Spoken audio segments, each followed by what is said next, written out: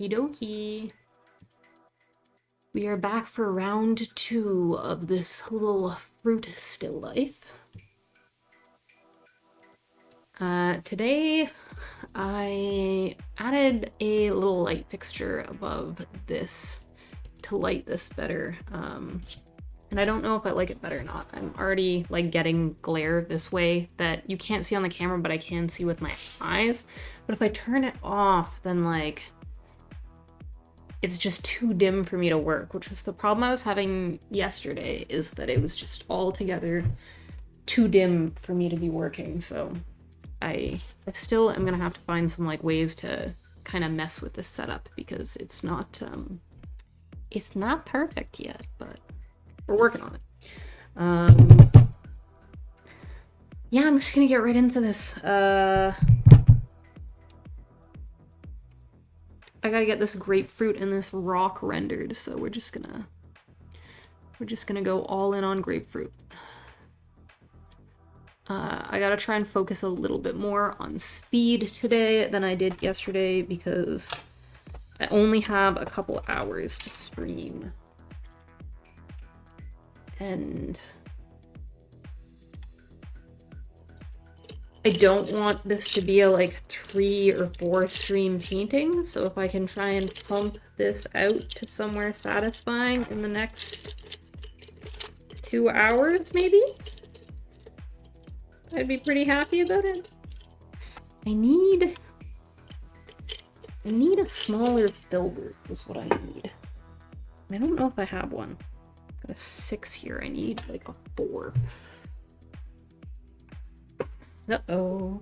Don't know what that was. Right.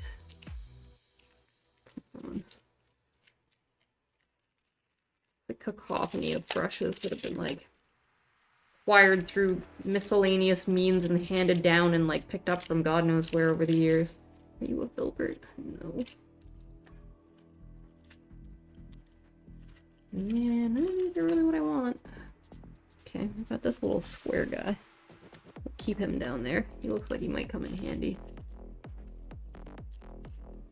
No idea, I don't really have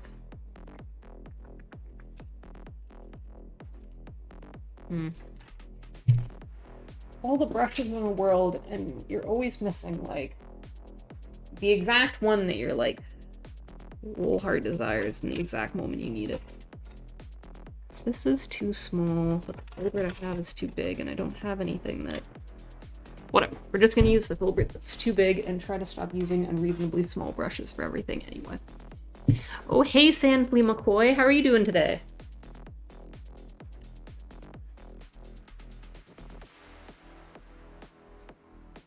I'm going to try and do this pith first. Which is... maybe like a warm... orangey brown tone.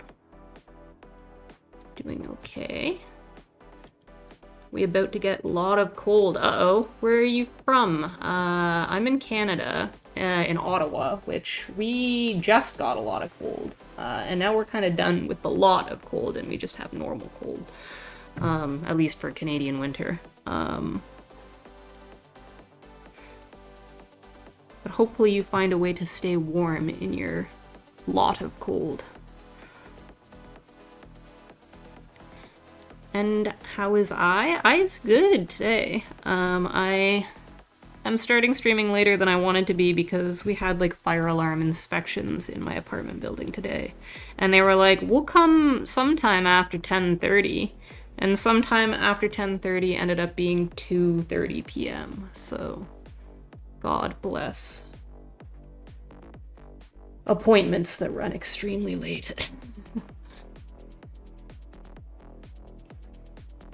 But we're here now. It just means we only have about 2 hours to do on this as much as we can pump out.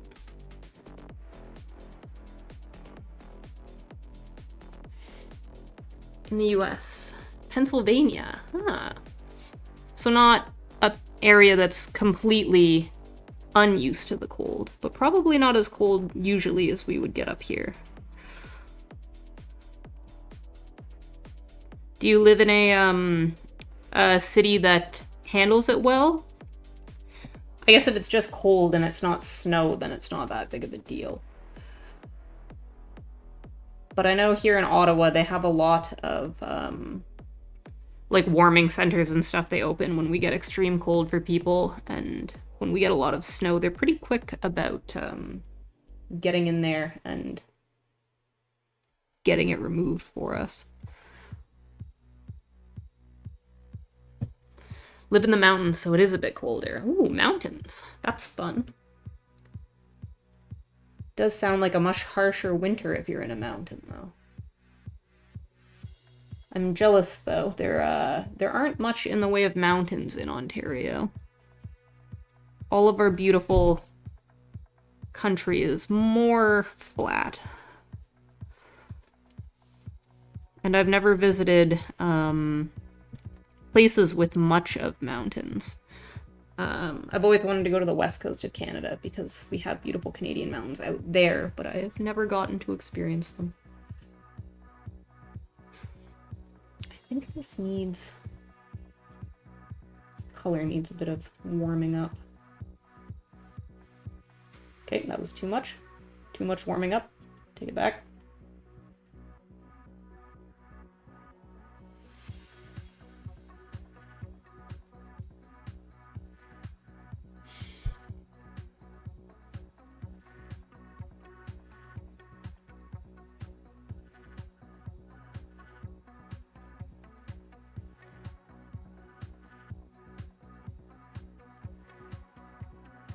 You said Ottawa? Yes, in Ottawa. I've lived all over the lower part of Ontario, and I've also lived in PEI, which is on the east coast of Canada. And I must say, of all the places I've lived in Canada, Ottawa feels the coldest.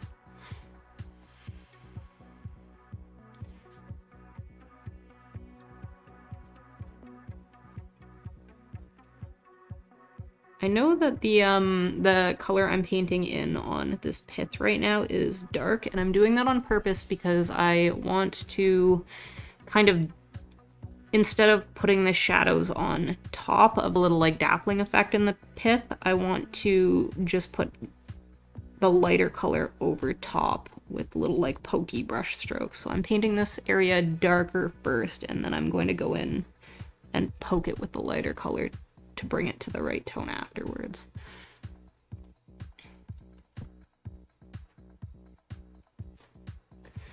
Same time zone. Yes, you must just be pretty much straight south of us here.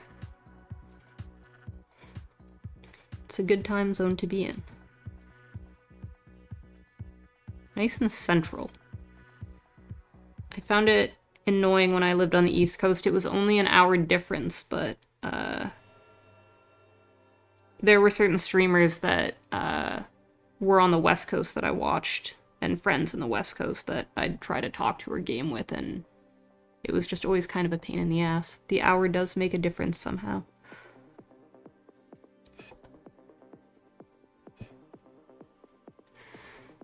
Whew, I think that's much redder of an undertone than this bottom one is. And again, that was too much. That was too far. Whatever, we can work with it. And here it is actually a decent tone. And a little bit up here.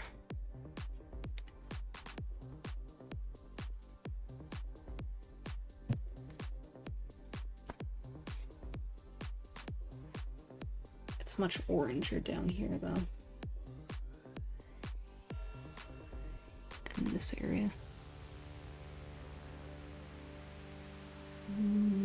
Okay.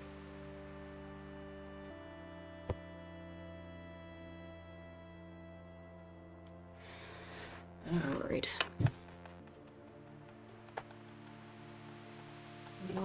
I'm going to do the same thing and paint the undertones on the inside of this grapefruit to be the darkest undertones, and then go in and do the texture with lighter tones. So we got to get this area up here to be a nice dark burgundy. Let's see, it kind of transitions into almost like a blush at points. It stays pretty deep though. Okay. Just got a bit of a deep burgundy mixed up over here.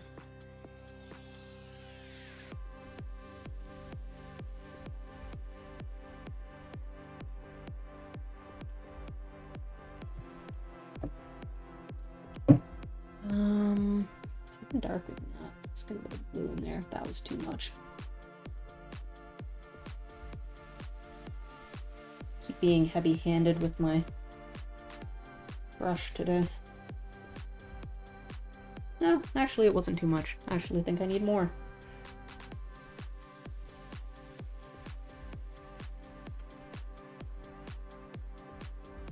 It's looking a bit better.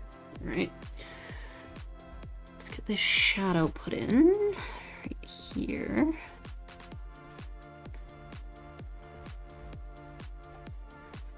The other side of it's similar, but just barely less dark.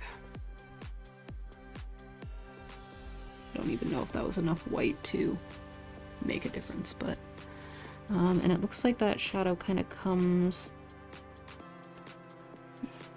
around the side a bit, and these areas in here. We've got a bit of striping that's happening.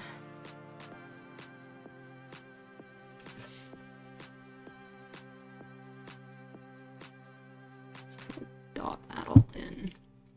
Let me zoom you guys into this side that I'm working on so you can see a little bit better.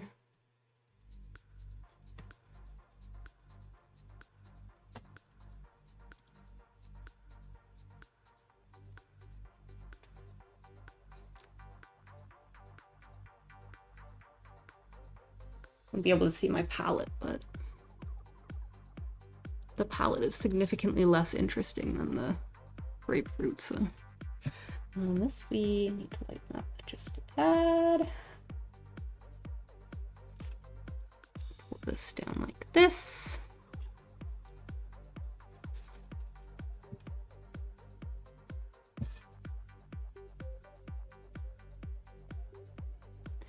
And it gets a lot more of an orange red as it heads down. So let's get a little bit of yellow involved. And a lot more red.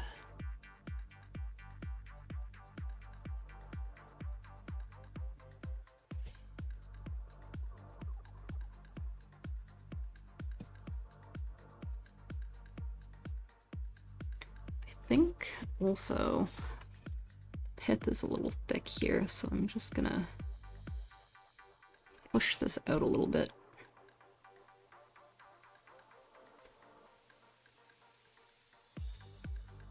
Where did that chunk of red come from? Get off of there.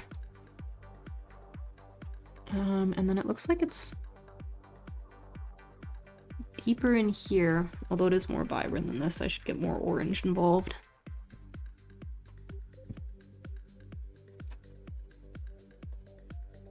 Layer this over top to make this a little bit more vibrant.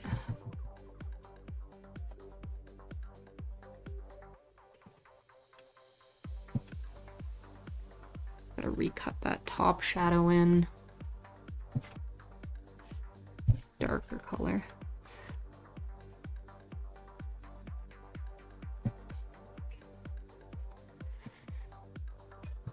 All right.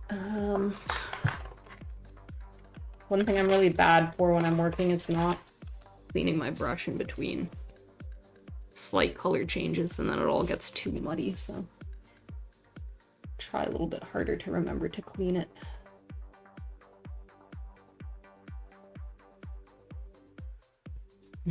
It's so much too dark. I gotta mix it new.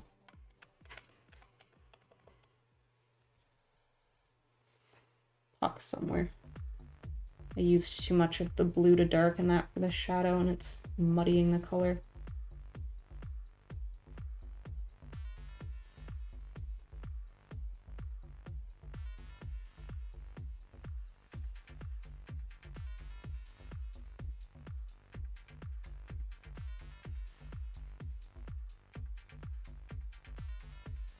I don't know if this is good or if it's a little too vibrant. I think it's all right.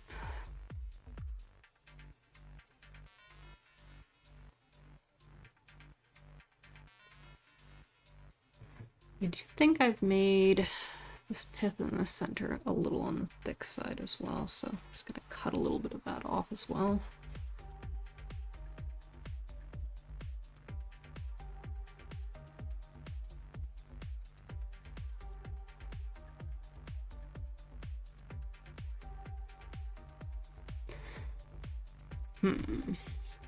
It's definitely redder on that side than this.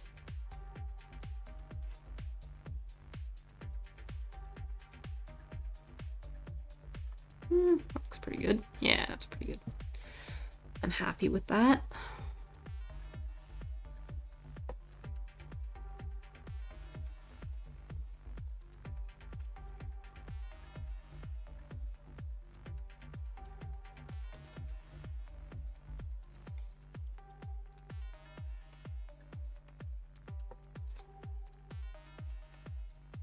I also think the pith on this side needs a little bit of cutting out.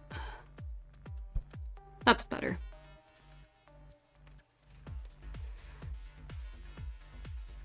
I see the tiniest touch of orange up here.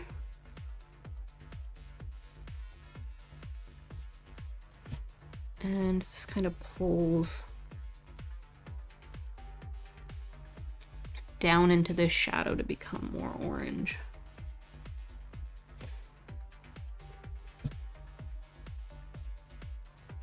I'm always amazed by how complex the undertones in fruit can be.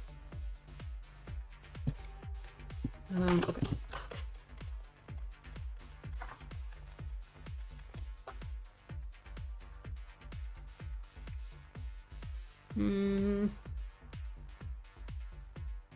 It's right here.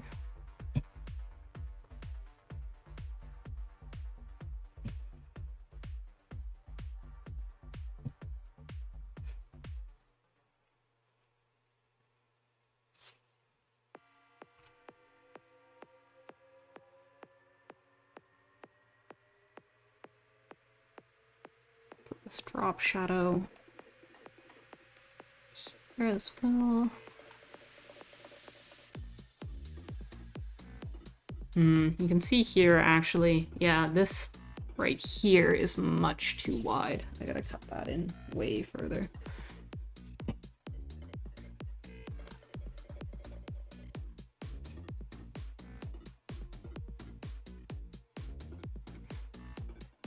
In the picture, you can see that this like white line here is nice and skinny for a little bit before it comes back out.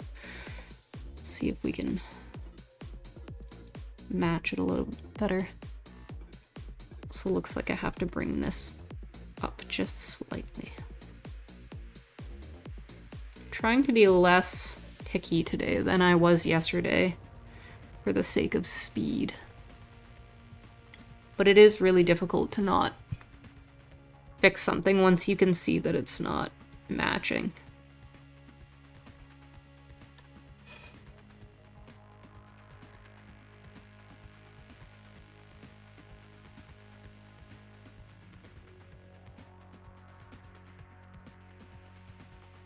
When I was a kid, I was really obsessed with those, like, picture games where they give you, like, two of the same picture and you have to, like, spot the difference.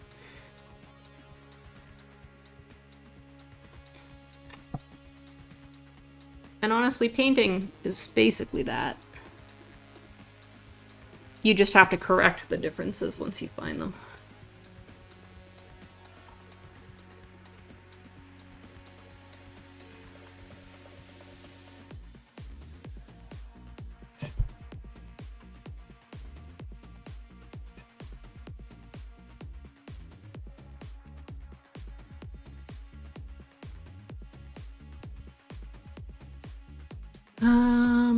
Okay.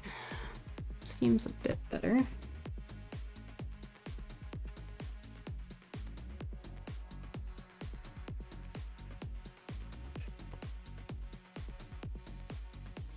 Key is to make the shadow look like it meets naturally together. It comes down like this and across like that.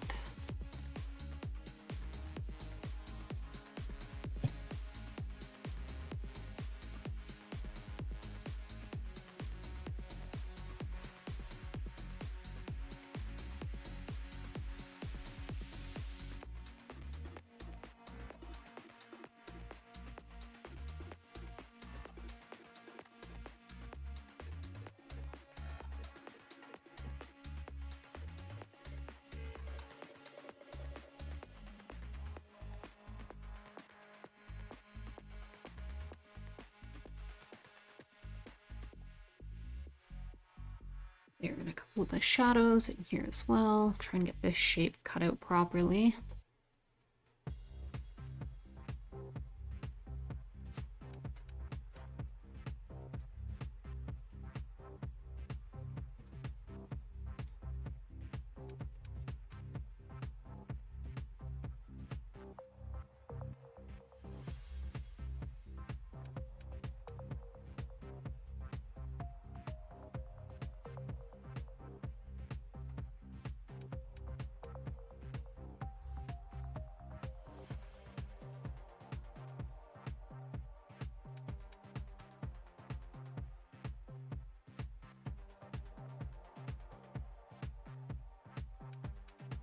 Because of the texture on these two sides, I'm going to try and make my strokes, now that I'm going to start putting in some of the highlights. On the right side, I want to keep them kind of in little short lines going outwards like this. And on the left side, I'm going to try and poke more because this area in here in the reference is very like little circles. Whereas you can see the vessels in this side run in like nice long streaks. It gets a little bit longer, streakier in this region right here. Let's try to replicate that. Details like this, it is never really worth it to like sit and painstakingly do it, so you just start to kind of mush your brush around in a way that makes a texture that from a distance gives the same energy. Should give this a quick dry before we start in on that. I'm gonna get a little tiny brush for this.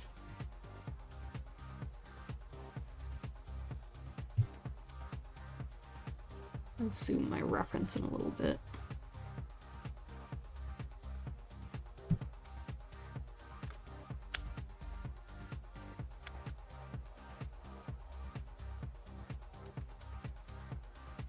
Tried pretty quickly.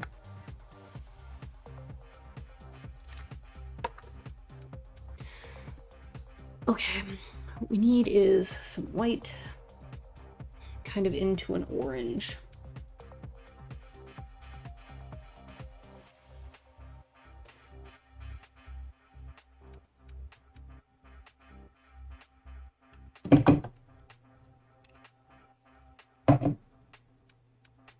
Trying to be a little bit more proactive about spraying my palette down today because I didn't yesterday and the edges started curling up like crazy. I also put a couple, you can kind of see one in the corner there, pennies in the corner of the palette to help hold the paper down, so hopefully it doesn't curl up and keep doing that. I don't know if it'll work or not. We'll see. It's an experiment.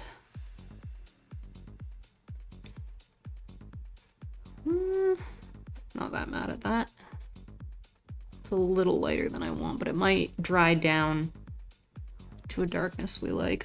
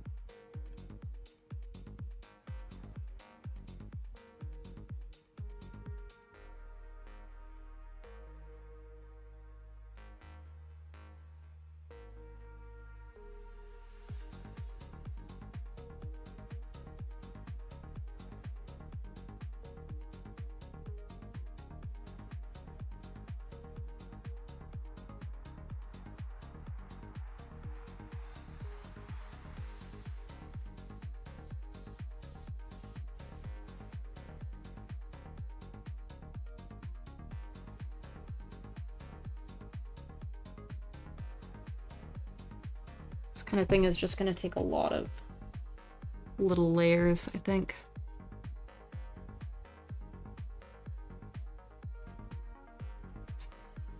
Kind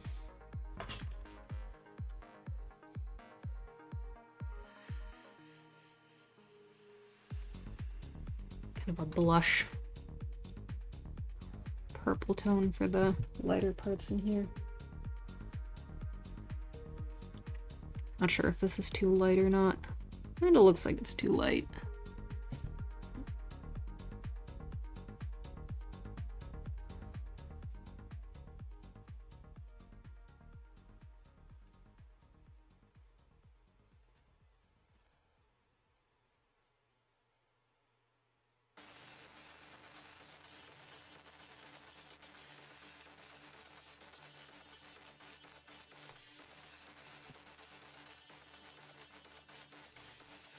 Honestly, there's not much visible variation in the shadow on the left side.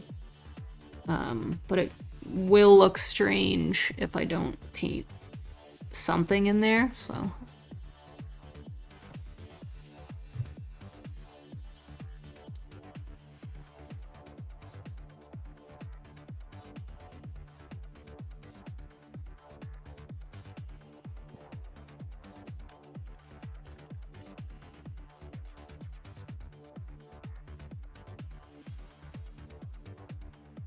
It has a lot of orange reflect in the shadow under here. Probably coming off the peel of this one that's balanced on top of it.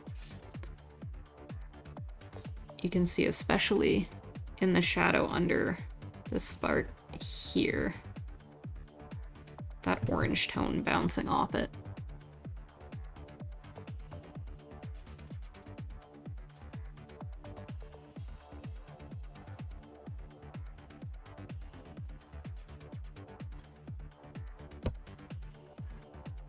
There's not much of it in the rest of the pith. There's a couple spots. It's kind of got a more orange cast. There's definitely some in here.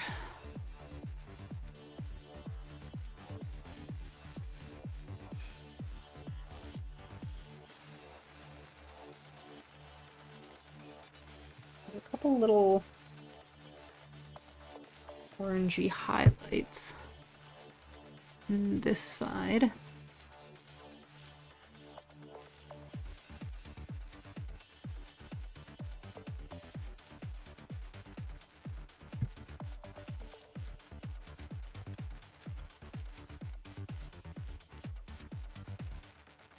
And this is a lot whiter.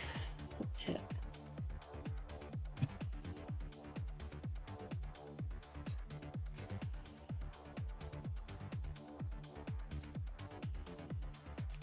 A couple lines, and the rest of it kind of thickens up.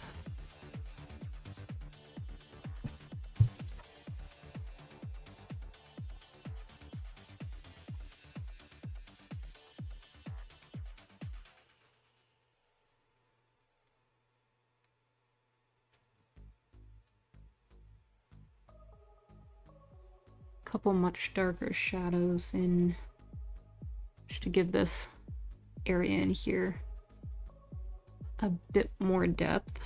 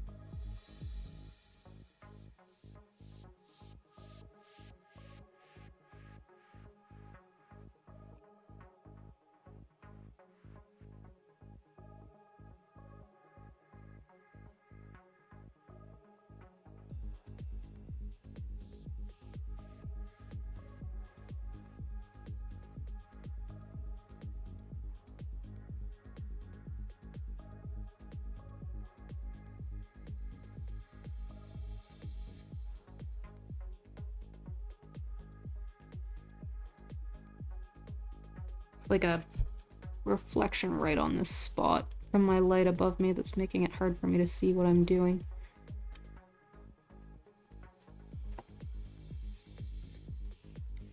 Perhaps if I could convince myself to sit up straighter and have better posture, it would help. But let's be real, that is not something I can convince myself to do.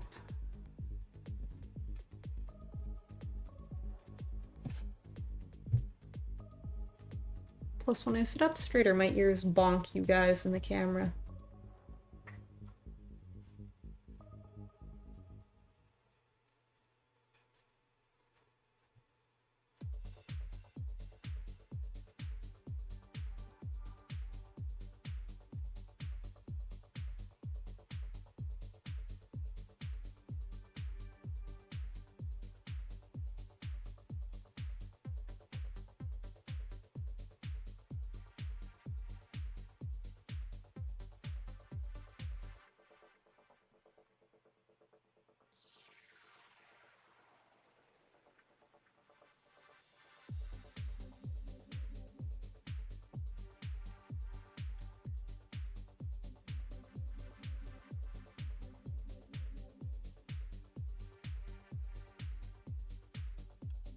Definitely have more paint on my brush than that.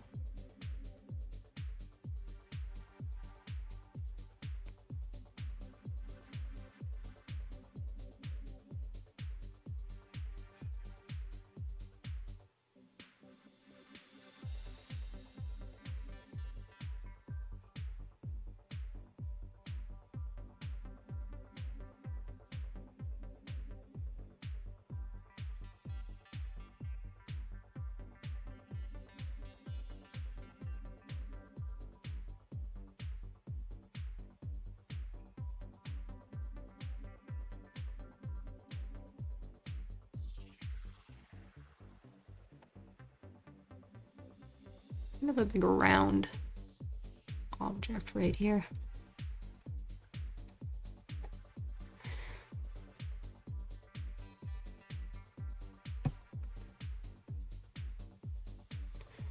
Much brighter at the top, along the side.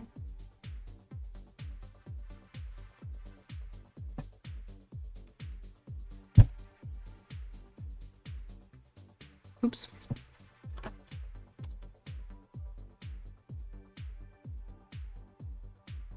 It's one of the really nice things about acrylic is it's pretty forgiving. If you poke something a little too hard, you can kind of just wipe it off before it dries without disturbing the painting underneath.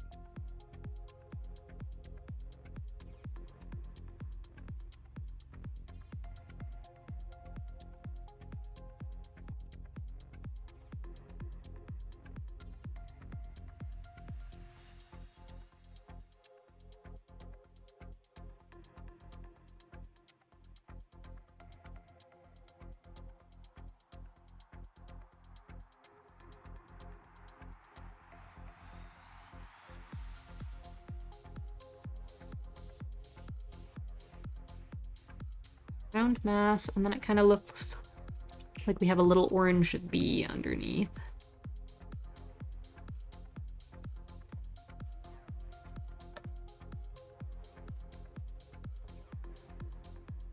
A little smidge of orange in there.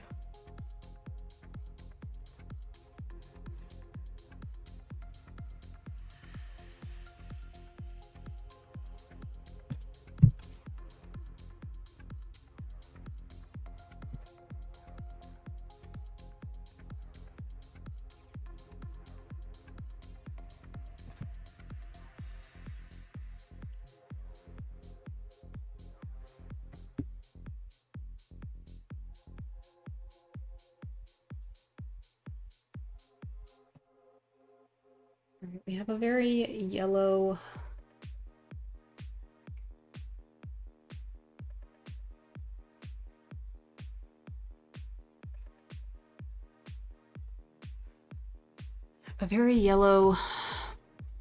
line right at the edge here.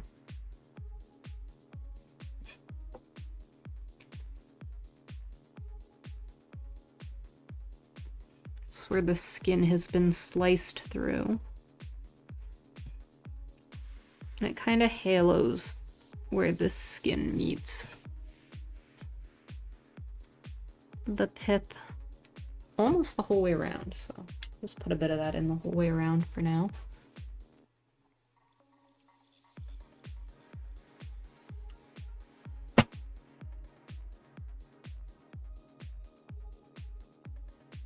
It won't be as dramatic once the surrounding areas get painted. I'll say this area here is pretty yellow too, so layer some yellow in there. It does get a little bit thicker around the bottom.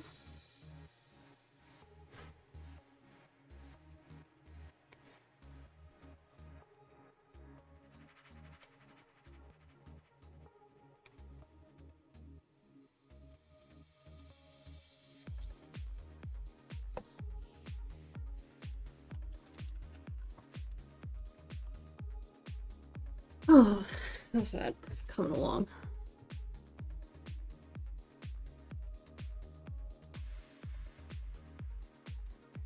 Stuff Like this never seems to look like it's moving in the right direction to me until you're getting close to the end of it. And then all of a sudden you look away and look back and you're like, no, that does look like a wet little fruit.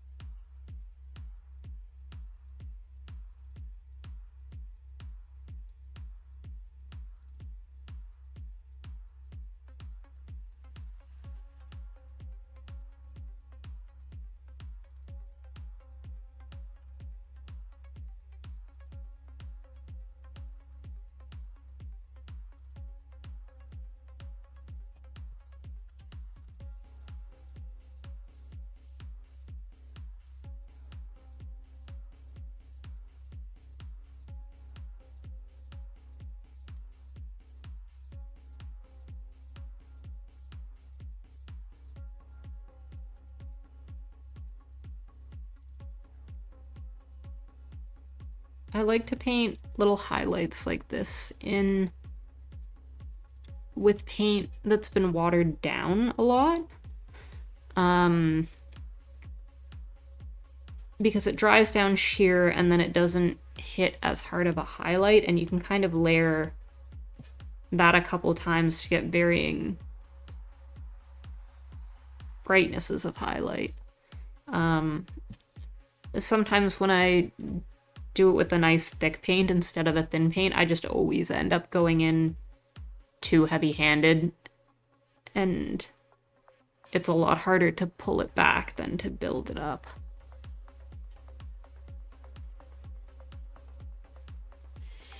So a lot of these look really bright now, but once the water dries out of the paint, it won't be as noticeable.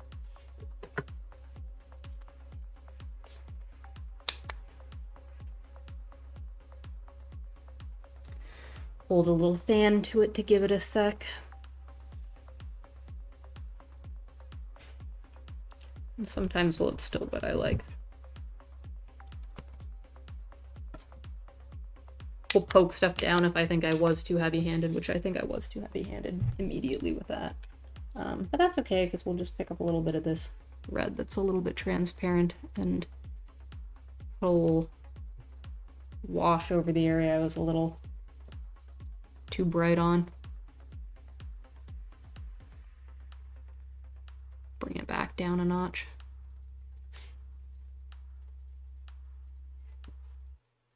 I know a lot of other acrylic painters, they work by putting thick paint on in like decided colors. I don't do that. I use like a million tiny thin sheer layers that all conglomerate to be something eventually.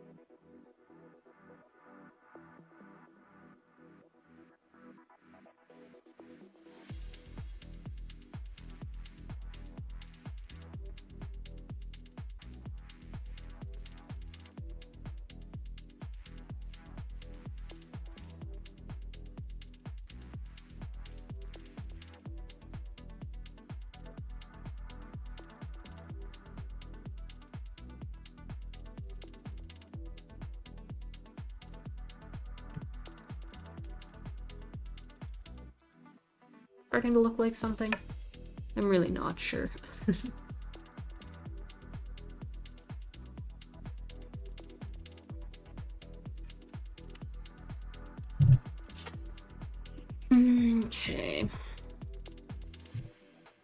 guess we'll do this pith on the outside before I do the left side. Does look like I need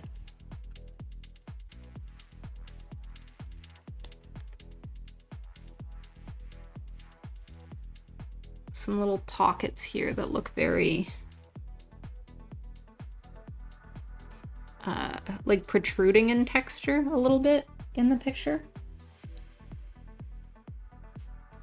Just trying to make them look a little bit more like little protruding vessels.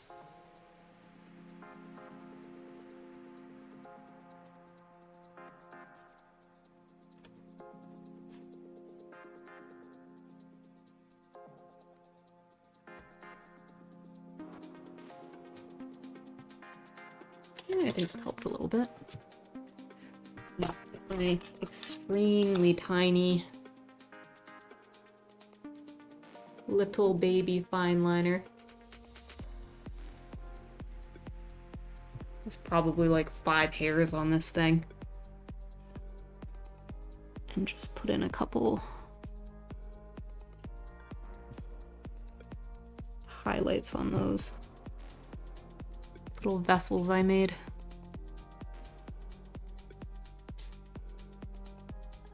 To help them feel round.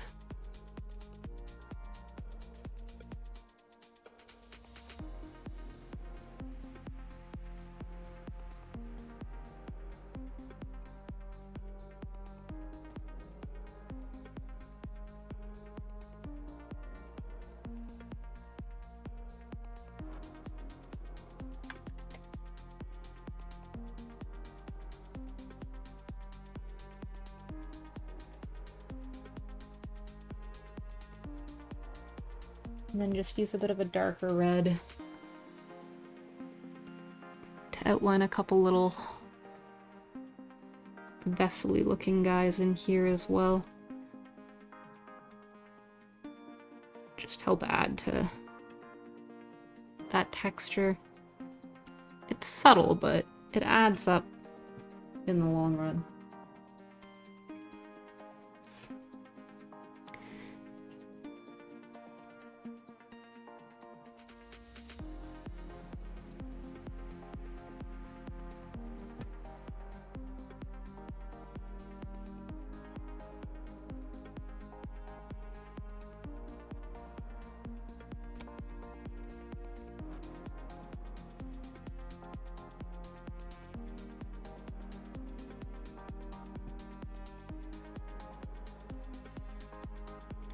Okay, one side is juicified.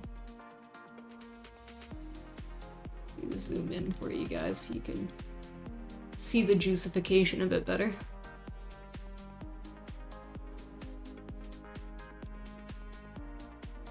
We do it?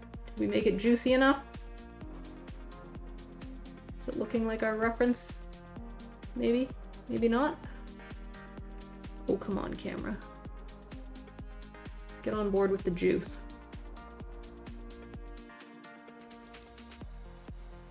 I have got to invest in a better camera arm than this. I hate this thing. I've only streamed with this setup twice and I hate it. Oh boy, I hate it. You stay put. It's not gonna stay put. It hates me. It's held together with Velcro and a dream. Yeah. Go lower. Come on. You know you wanna.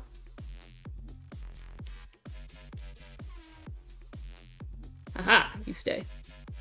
You're not straight though.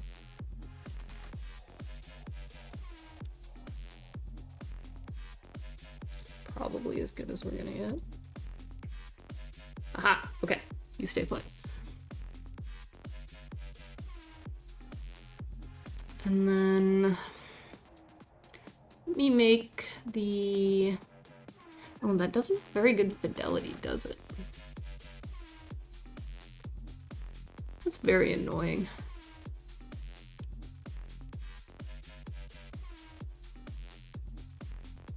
I wonder if I pull... Using an old Google Pixel as my camera, and it has like really weird behaviors. For one, when you like zoom out on it, you can see eventually it just like hits a point where it just decides like every detail you've ever had doesn't matter and blurs everything over really strangely, which is very odd.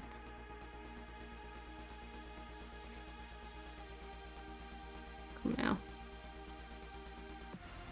Come back in.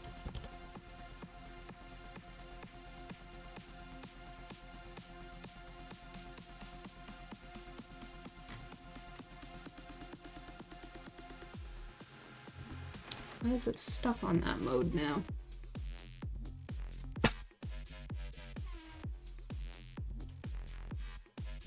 Very annoying.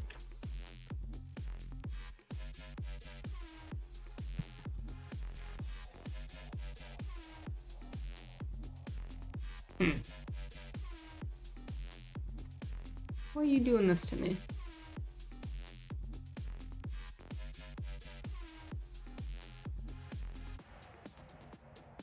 Come on. Where is it?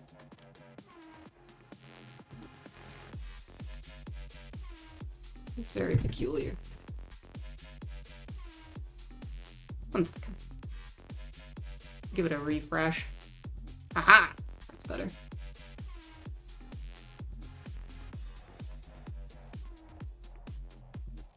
Okay, it looks like that's about as zoomed in as I can go before we start to lose the fidelity.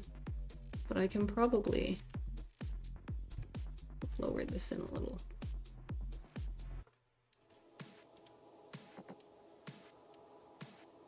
Very annoying, that. And we'll make this bigger so you guys can see what we're working with.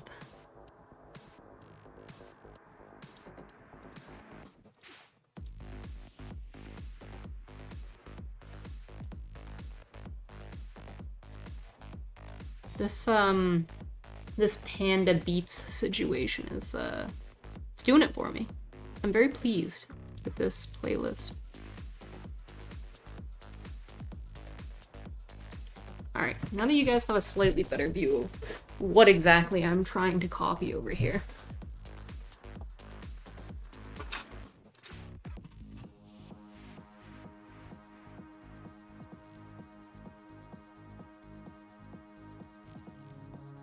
Okay, let's get this, center situation worked out.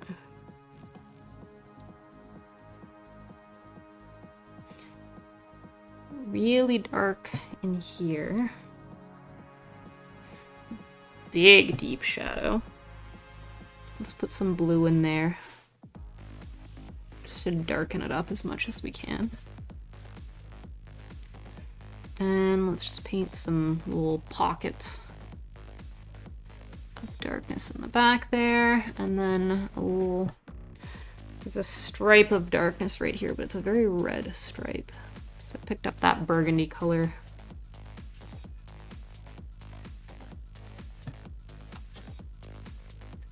Time is it? 4:30. I'm not working as fast as I should be.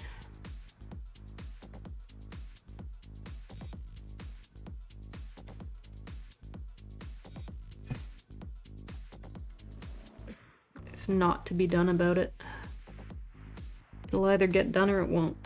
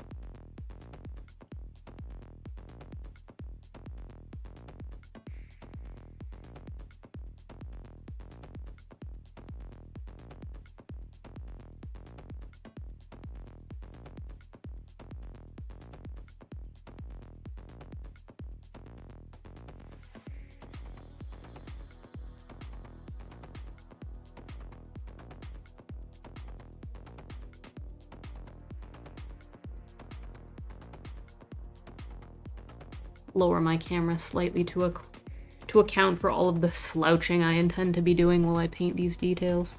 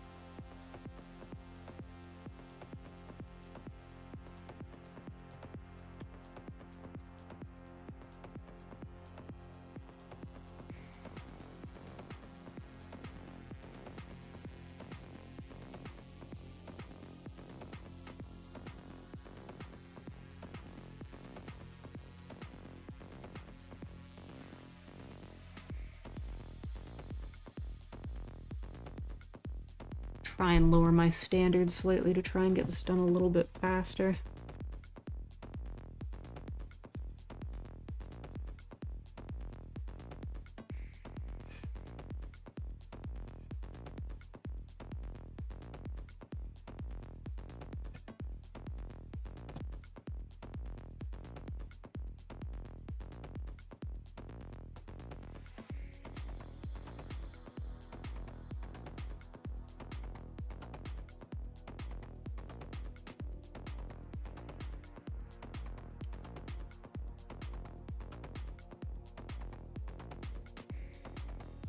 Sometimes when you turn your brain off and don't think too hard about the decisions that you're making, you can work faster, and you think you aren't working as intentionally and that it won't work out, but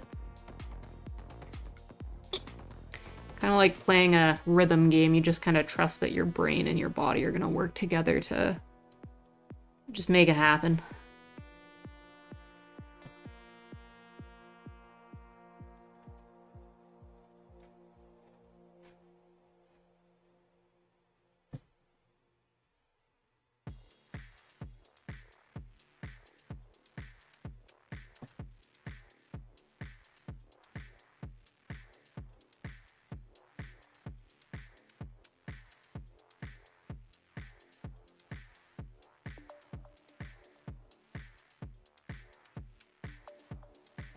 Probably do with going up one size of paint right now.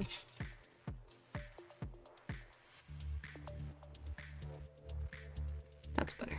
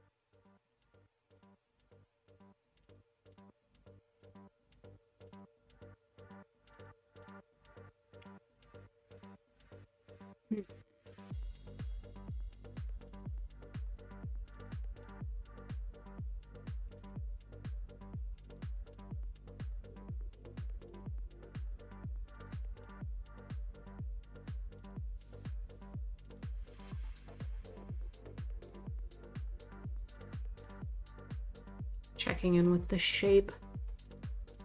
Pulling this up just slightly because it is a little bit higher than this side in the picture.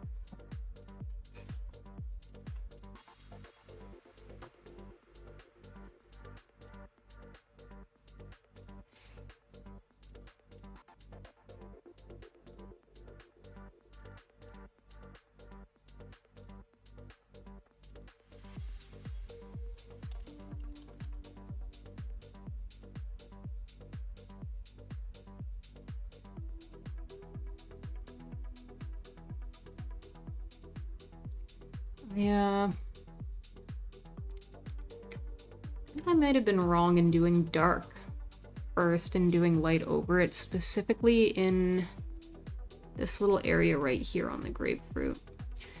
So if you look at the like picture, it looks like a bunch of like circly hexagon shapes in a lighter color that have centers that are dark, and I think it would be easier to light wash that area and then poke on a bunch of darker ones than to try and create like a bunch of lines that simulate the same texture. So I'm just gonna grab a lighter orange and, okay, that was too light. And wash out that entire area so I can do it in reverse that way.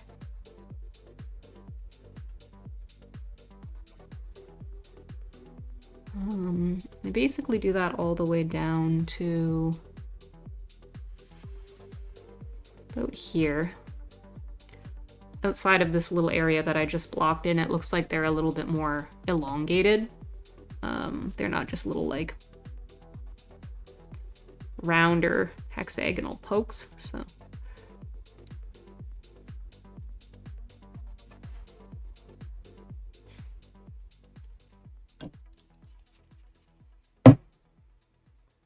Try and remember to keep that palette sprayed down.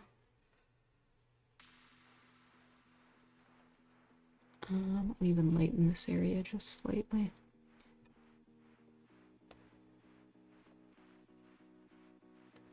Just ever so slightly.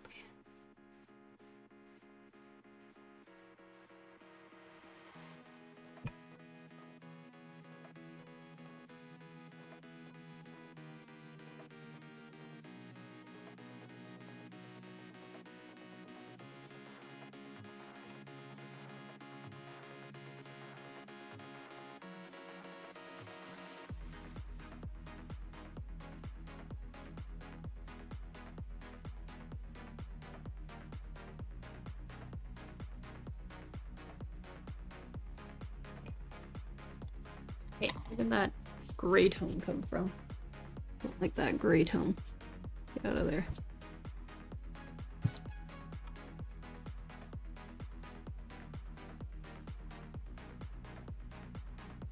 So you gotta remember to wash your brush between colors.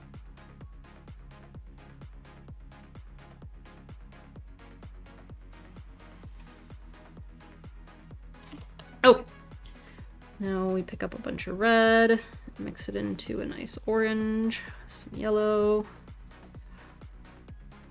It's honestly more red than it is orange. But it definitely has a yellow tone in there.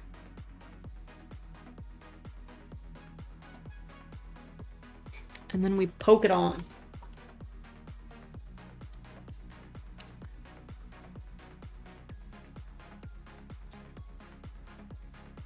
Dry it out before we start poking it on.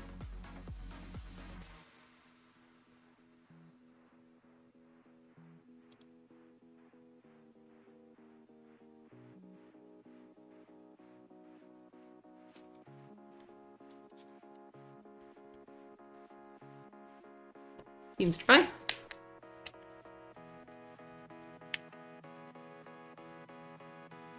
This little fan is so big.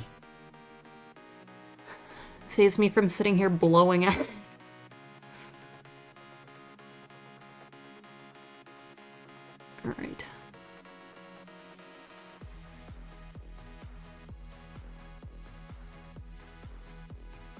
Honestly, I think it still needs to be redder than that.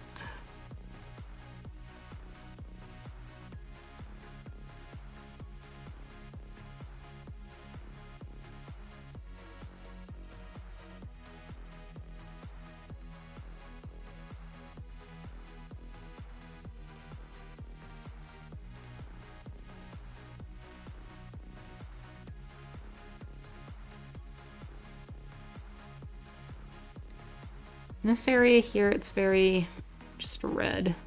The slight orange, it gets oranger as it gets lower, and it gets more burgundy as it goes higher, so. I will get a little bit of a burgundy version mixed in. Let's move up.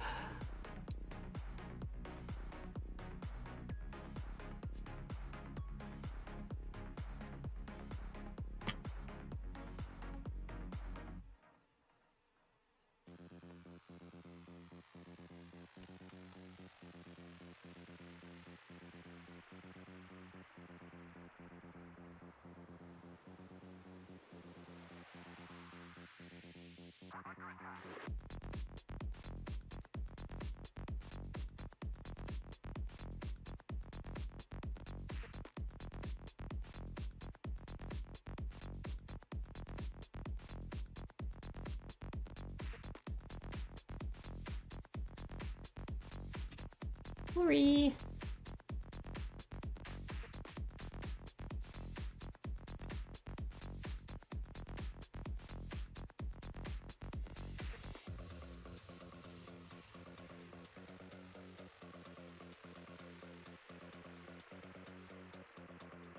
That's giving the effect that I want.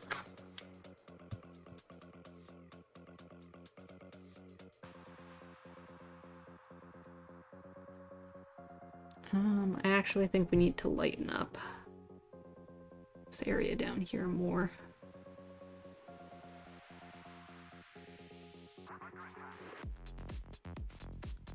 Before I continue.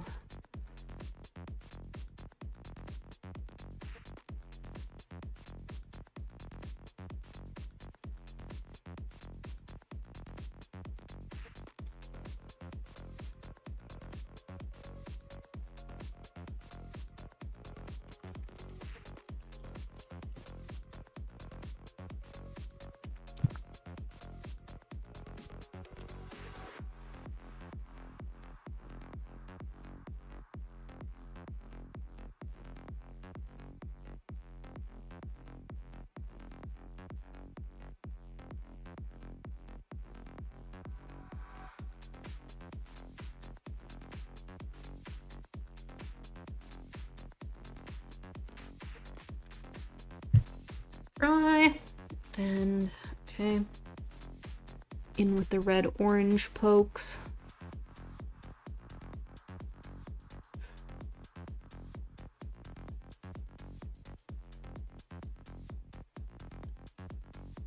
They also look like, because they're slightly closer to the camera, they do get a little bit larger.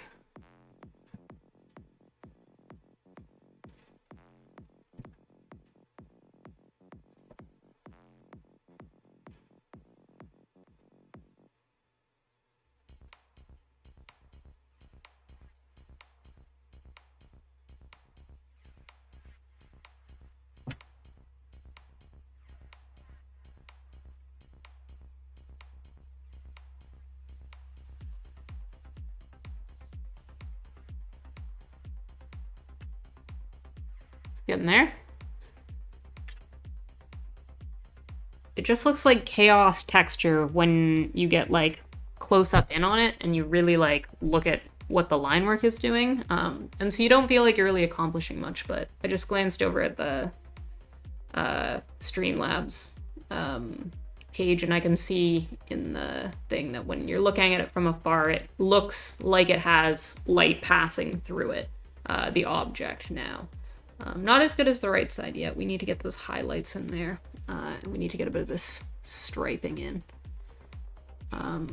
But it's interesting that like just these finicky little miscellaneous textures start to make something look like a transparent object instead of an opaque object.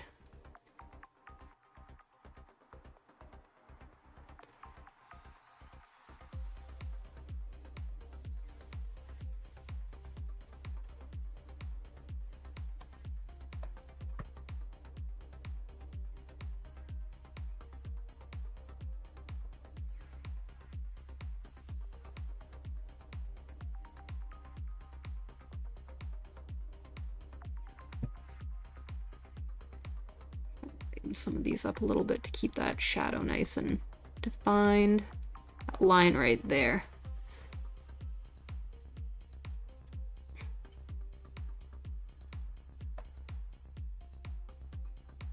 It's not the sharpest edge in the world, but it's fairly sharp.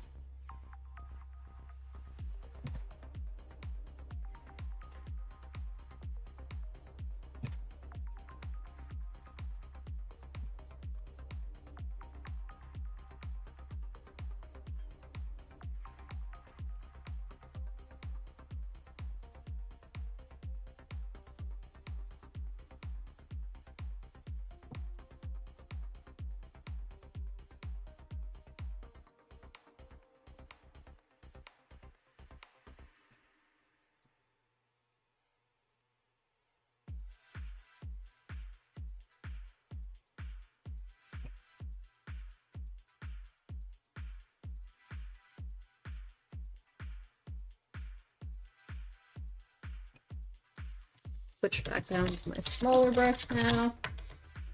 Some of that veining in.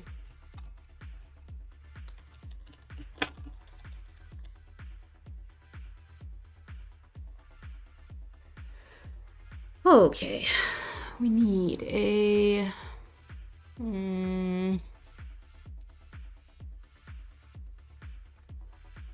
orange, but it needs to be whitened down just a tidge.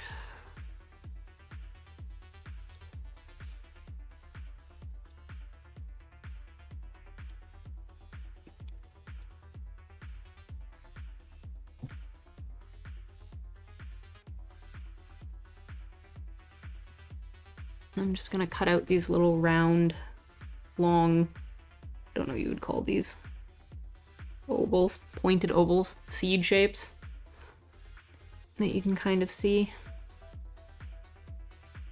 that get shorter and shorter and rounder as they move away until they just start to blend in with all those dots we made.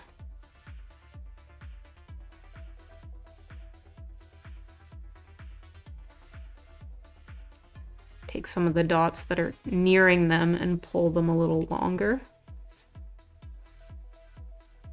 It starts to make a nice little transition.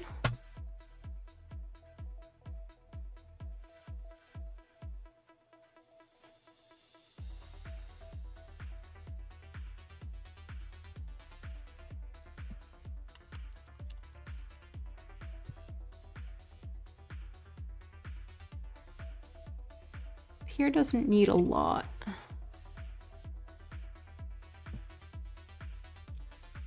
But a couple little nice red chunks here and there will give it that depth and shine. So this outline here is a little bit, you can see a line of red where this whole thing meets the pith.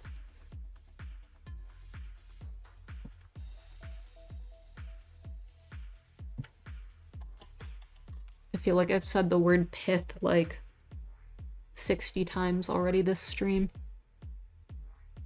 It's a weird word you don't say very much in your everyday life. Pith.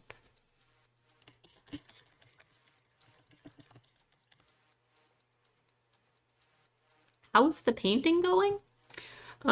Slower than I want it to be going. But that tends to be the way with me. But I'm not too mad at it. I think these little chunks of grapefruit are starting to look like chunks of grapefruit. What time is it? Ooh, it's 5. Okay, I got an hour and a half maybe before I gotta stop. But I haven't even touched the upper grapefruit. So it's going slowly.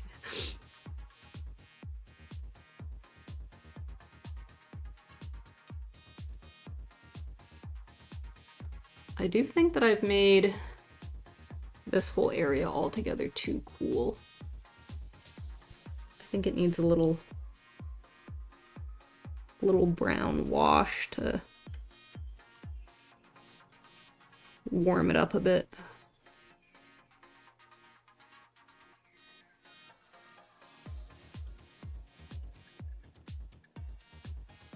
Too much water.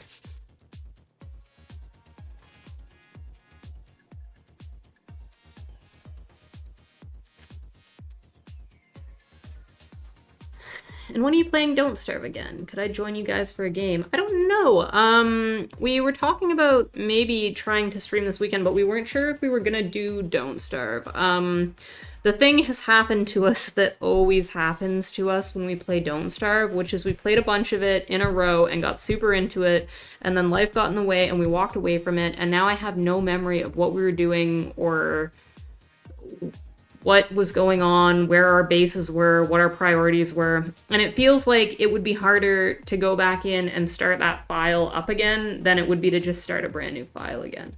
So I'll talk to Goldie and see if he's interested in doing a Don't Starve run where we let viewers in, because I would, and I think I'd be more interested in doing that and restarting a new server than trying to continue the server we had going. Because like I said, I don't remember what we were doing at all. I vaguely remember us getting, like, destroyed by monkeys at sea and then, like, not opening it again because we were mad for a while. And then we just fell off, so it would be nice to get back into it. But we were also thinking about streaming something else. We both have Project Zomboid, and we were thinking of trying that.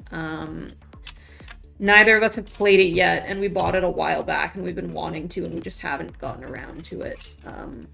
Part of the reason why we've had time to stream for the last week, and part of the reason why we haven't done it is because my brother gave me his old Xbox One so that I could use it to play Rock Band, because I'm obsessed with Rock Band. And on that Xbox One were a bunch of the Lego games, and so him and I have just been playing Lego Pirates of the Caribbean all week. Like, every time we have free time, we're like, it's Lego time. But we're like probably 2 levels away from being done the game entirely. We have like $7 billion in it because we've unlocked all of the things you need to unlock already. So my guess is we'll be tired of that before the week is out. Yeah, I'll see what he says, and I'm trying to think. If we did stream, it would probably be on Sunday or Tuesday. He doesn't work those days, so I'll see what he says. And yeah. Fortnite had a mode that was like Rock Band. Yeah, I was watching my brother and his friends play that because they're really into Fortnite. They play it pretty religiously, and they also play the like Fortnite Lego and stuff. I thought it looked interesting, but and I'm annoyed because Rock Band no longer has like they're done with it because it was purchased by the people who own Fortnite.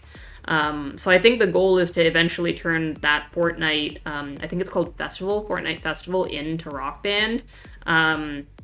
They have like a guitar out that you can buy, but you can only really play guitar with it. As far as I know, there's no like vocals or drums or anything. Which, like, we like the drums and the vocals probably more than we like the guitars. So hopefully it goes well, and then I'd be down for I'd be down for that, and I would totally buy new peripherals and play it, especially because that would mean I could do it on PC. I'm not much of a console gamer, and having the ability to do it completely through the PC would be nice. Part of the thing, though, is that my brother and I, like, over the years have bought, like, probably, I want to say, like, 400 or 500 songs for Rock Band, like, individual, like, additional songs, which has got to be, like, I'm gonna guess, like, pushing $1,000 in content. And so on our Rock Band specifically, I have so much stuff unlocked that, like, is my music that I love and I listen to, that unless that came to Fortnite Festival, I don't know if I'd be that willing to trade over. But Rock Band 4 is getting a little janky now that it's been kind of forgotten, so. Be down for an off stream also. That could revive the game, honestly. Okay, yeah, so I'll talk to him, and I will, I'll see if I can convince him to do it either tomorrow or on Sunday. It would probably be,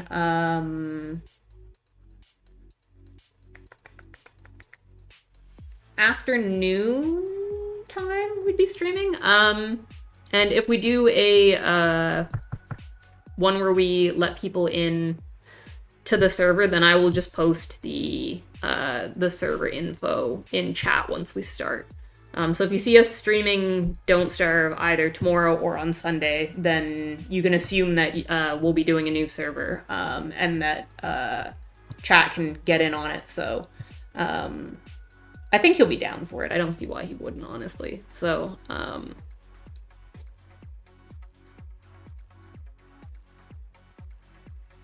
I gotta convince myself this time to not choose Weber if we're Don't Starving. I always choose Weber, and I always regret when I don't choose Weber, but I gotta branch out, so I gotta pick someone else this time.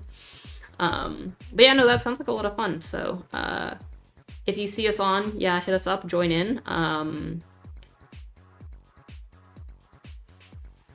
Generally speaking, if we're playing Don't Starve or streaming it, we don't really play it off stream, because we usually don't have multiple files going at once, so, but yeah, great. If you see us around, just hop in, and hopefully we find some other people to hop in. I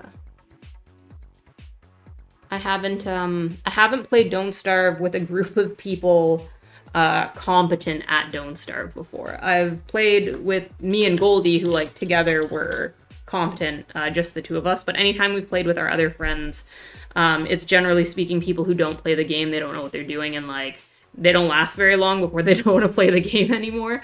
So it'll be nice to try and get a file going where everybody can kind of handle themselves, and we don't have to worry about babysitting anyone.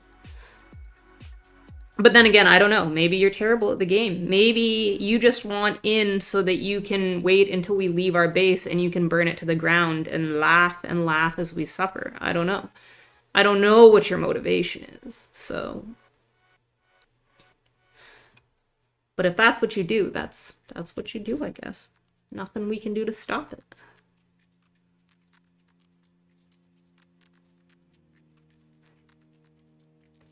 Can hold myself till summer at least. Ah. Show you the mode for the islands map. Oh yeah, right. I forgot about that. The islands map. Yeah, we'd be interested in that, I'm sure. And yeah, summer is the worst in that game. I remember when it first came out and, like, winter coming around and being like, I can't with this. This is the worst. And then you got past winter and it was just like, everything's fine. And then as the years went on and they added more and more things to the game, somehow summer ended up being the absolute worst season. Which is insane, because in real life, summer is the absolute best season, where everything is easy and there's food growing everywhere. And I mean, I guess to be fair, in real life, the last number of summers there have been, like, wildfire problems, which is like a Don't Starve bit, realistically, because things just burst into flame.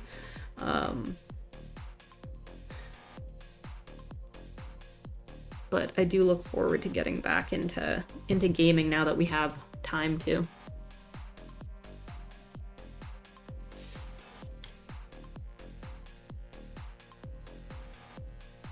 Now that you say it, I am tempted. Yeah, there's a lot of stuff that, like, with that game, I'm always, like, tempted on, and whenever I think about that game, I'm like, I gotta get back into it, and I gotta, like, explore some things. So I'm gonna be pretty mad if I get back into it, and I think I'm gonna go off exploring, and I come back home and my base has been exploded by just someone. And there wouldn't necessarily be a guarantee that it was you that did it, but if I found out it was you, like, I'd be a little... I, like, maybe wouldn't want to play Don't Starve anymore. But yeah, that, and we definitely probably will stream Zomboids at some point soon. I've been watching Moon, who I like, but I also, like, hate the guy. He's a fun streamer to watch, though. He's been playing this mod that they released for Zomboid, and I wish so badly that it was multiplayer because it is so jank and it looks like an unreasonable amount of fun. Where the mod is basically just that you get, like, 7 days of normal people in the zombie town before the zombies hit. But what the people are doing in town and stuff, because it is just a mod, is, like, kind of jank, but it just looks like a really good time. I hope that the people who made the mod figure out a way to make it multiplayer, because I would be much quicker to jump into Project Zomboid if it were available.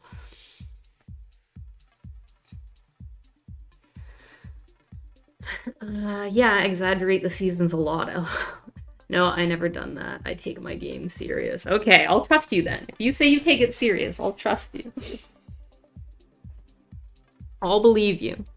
But yeah, they definitely exaggerate the seasons, which I get. Like, you need there to be a sense of chaos. And you can, in, like, the settings of the server, like, make it a little bit easier if you're having a really bad time.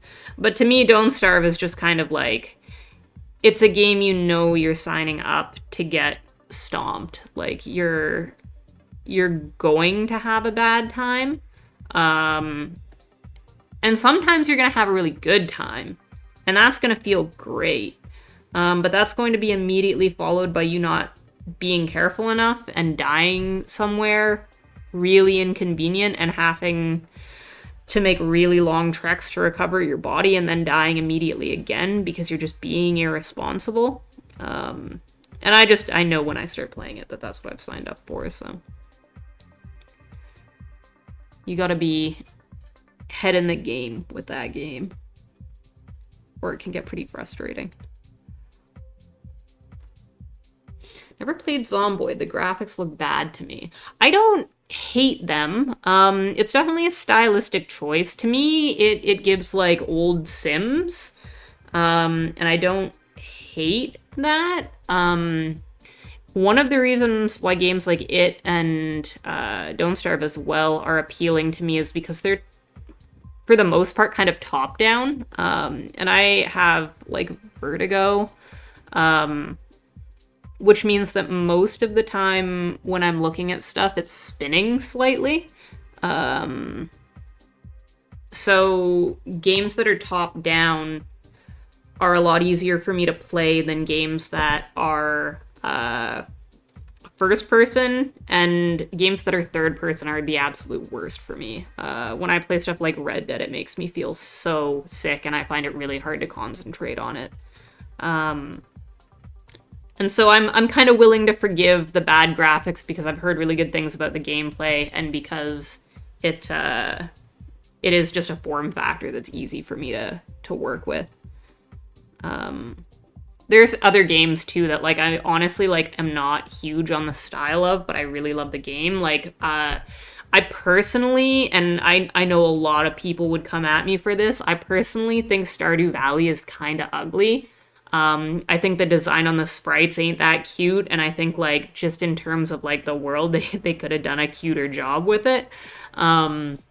And don't get me wrong, I love Stardew. I am a huge fan of Stardew. It is a deeply beloved game to me, but I think it gets given it gets given a pass because it's so fun and addictive when it realistically is kind of, like, art-wise not that attractive of a game. But I give it a pass because it's so good.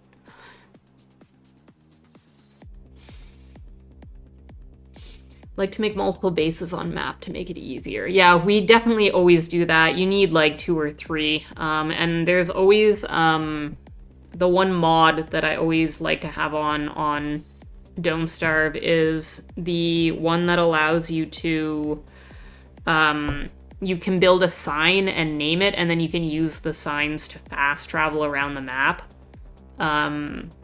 Just because, like, I don't mind the game being unforgiving, but I do value my time, and if I have to just keep running all over the map the entire time, I just get, like, a little annoyed and frustrated, so I usually keep that mod on.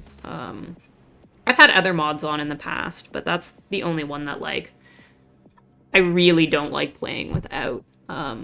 There's some, like, other ones, like crockpot recipes and, like, the mini map adjustments and stuff you can do that are kind of helpful, but nothing to me is as necessary as that damn fast travel. Yeah, global position is pretty handy. I can play without it, but it is pretty handy. I agree, Stardew looks a bit basic. I never got into Stardew because I was expecting more fighting when I got the game. Yeah, if you were into the, like, cave exploring mechanic of Stardew, it really is such a small portion of that game that I can see why you would just kind of lose interest fairly quickly. I personally really like farming and crafting sims, so I don't find it too bad. I've played a little bit, not a lot, of,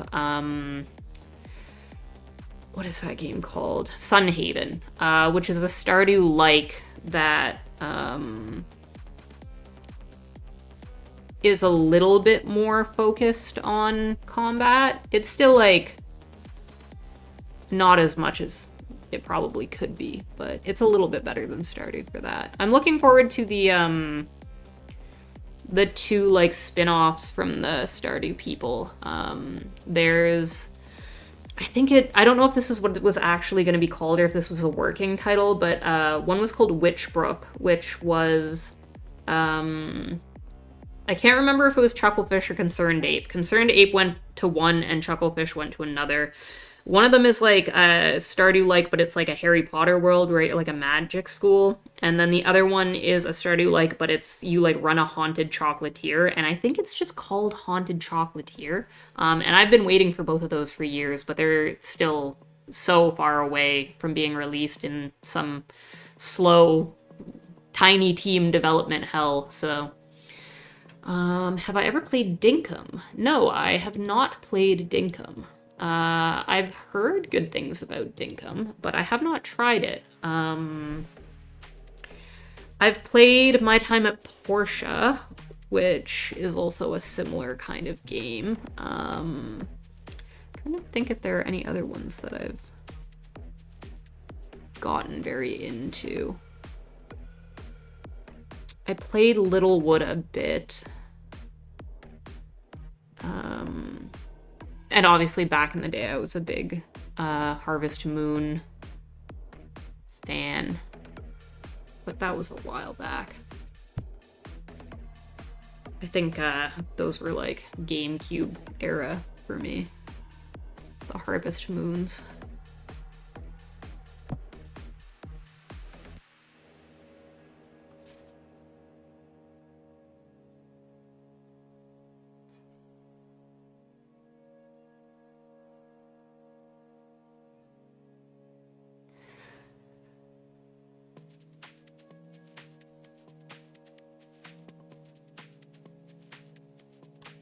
I gotta focus in. I'm getting behind. I'm monologuing about video games instead of getting the things blocked in I need to get blocked in. Let's get this little nubby in the top added. I don't like that he's missing. See, this is where we learn that we did not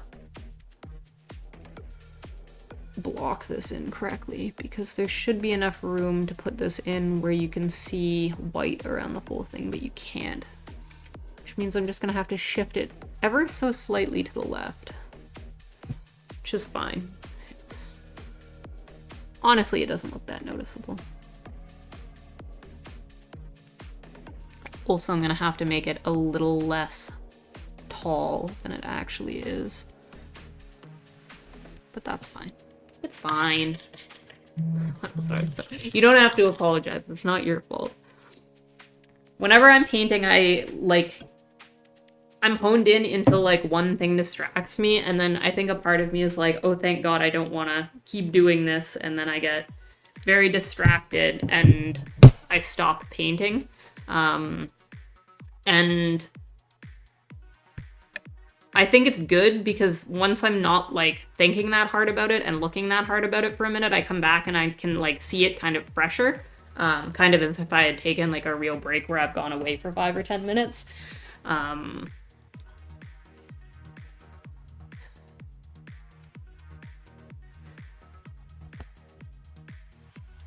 But it is very easy to convince yourself to stop working when you're working.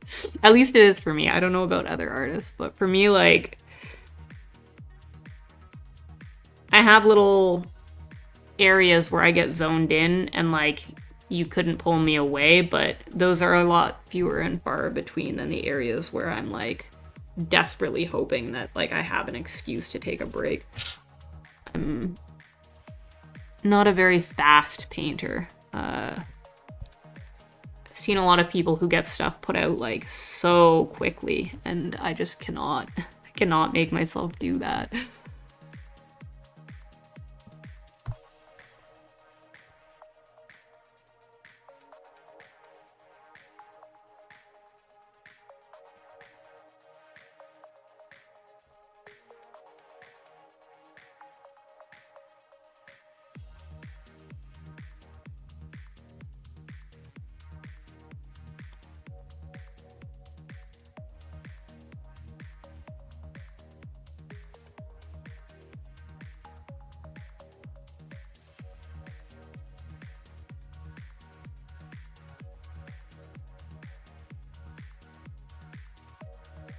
But streaming art in general has been a strange exercise because there's a lot less happening than in video games, so you feel a lot more like you need to be saying something.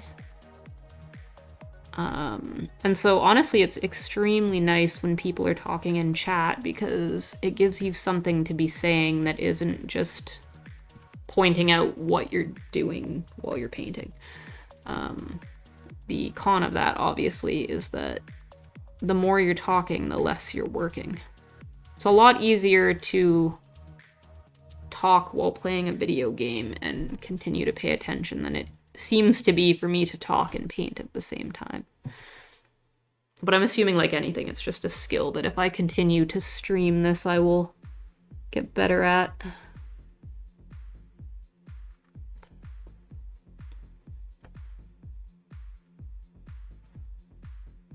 Which honestly, I think streaming it is making me more productive than when I normally paint. If I wasn't streaming and I had been painting for, how long have I been live? An hour and 45 minutes, I probably would have taken like 4 to 6 breaks by now. I would have gotten like 6 teas. I would have eaten a bunch of cookies. I 100% would have, oops. I would have stopped a bunch.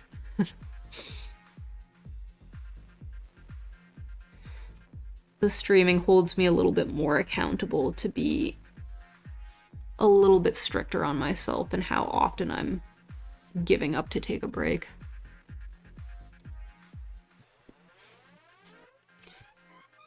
Do like a study stream also and work for 30, then chat for 10 or 20. Yeah, honestly, like that, if I get to a point where I have more people in chat regularly, who have things to be saying and want to be just sitting and chatting, it would be nice for me, especially with like my nausea building as I work, to take like breaks where I can just kind of let my eyes rest from staring at these little lines for a bit so that I can talk to people and chill. I'd also love if I had like a community to do art related streams where we do things like critique other people's work, where we can showcase like people in the chats like work, and also just do some like painting related exercises that are good for getting better.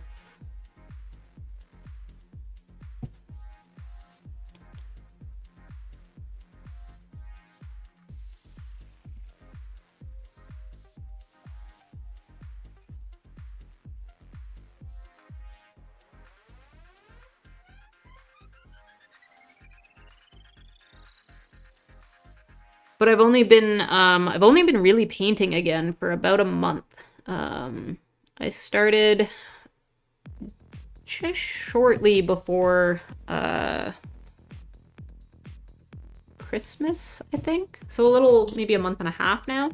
I think before that I'd done maybe 2 low effort, like kind of pathetic paintings in the previous like 2 years, and then like basically none before that.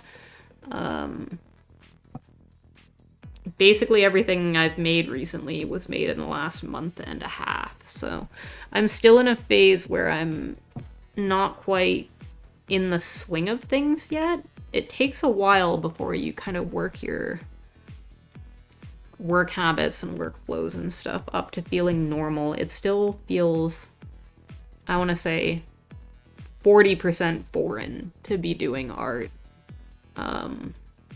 which means it's going in the right direction. When I started painting a couple months ago again, it felt 100% foreign. I felt like I had no idea what I was doing, and it was extremely strange and frustrating. It's getting better now, so.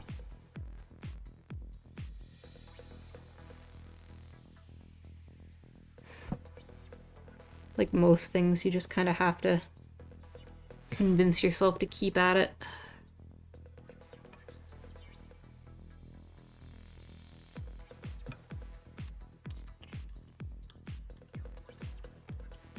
Followed you on Insta in case you want to let me know there to play. Okay, great, yeah. I will, after the stream, I will check in on that, and then, yeah, if we're going to, once I talk to Goldie when he's back from work tonight, we'll, if we're gonna do it, I'll come up with a time, and I'll DM you a time.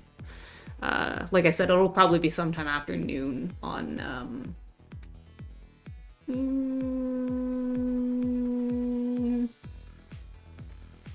tomorrow or Sunday, I said. Yeah, tomorrow or Sunday.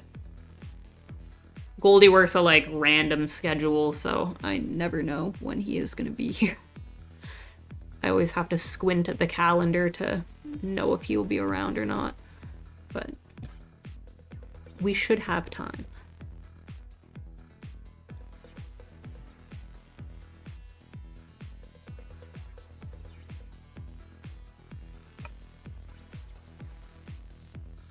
Oh, I did sort of. I still have my old Instagram, the Shrewd Magpie one, but I set it to private so that I could use it as like my personal, like friends and family type of Instagram, which honestly, like, use it is a stretch. I basically don't ever post to it anymore. But when part of the reason why I'm painting so much lately is because I wanted to apply to be a live painter at a music festival that we always go to.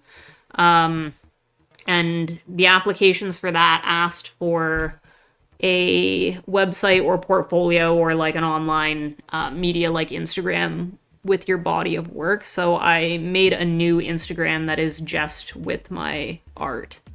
That has that Fox Girl handle, which I'm going to transition to being my like professional Instagram where I post art. And probably I will eventually just use it as a Twitch Instagram as well, where I would post when I'm going live and any updates and stuff like that.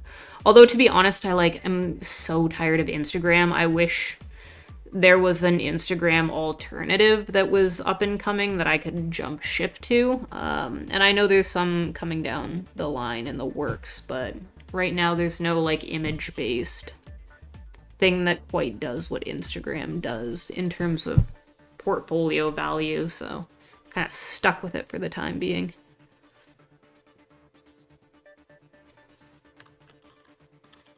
Yeah, no, that, my old one is still floating around there somewhere, but I think it's set to private, so unless,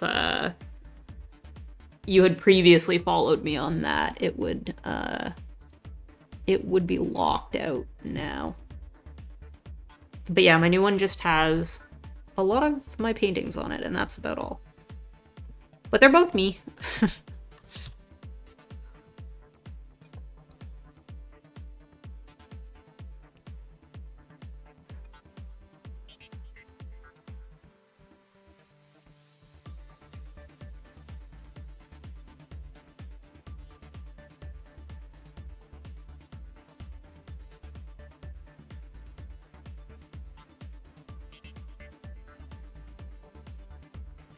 I don't know why the shadow is not down as far as it needs to be.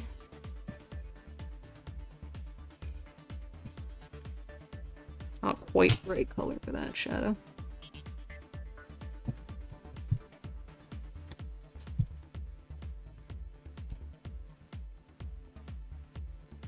Sort of did the trick. I am not a fan of this right here. I'm gonna cut it in a little bit. Just in the photo, you can see that it takes a bit of a downturn before it hits this little nubby. Just try and stick that in there.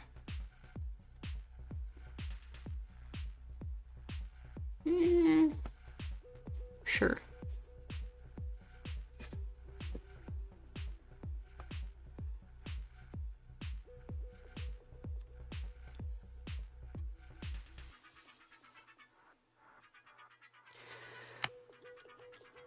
Yeah, we do need to get away from Meta. I basically only use Facebook for Marketplace, because Marketplace is just so damn handy.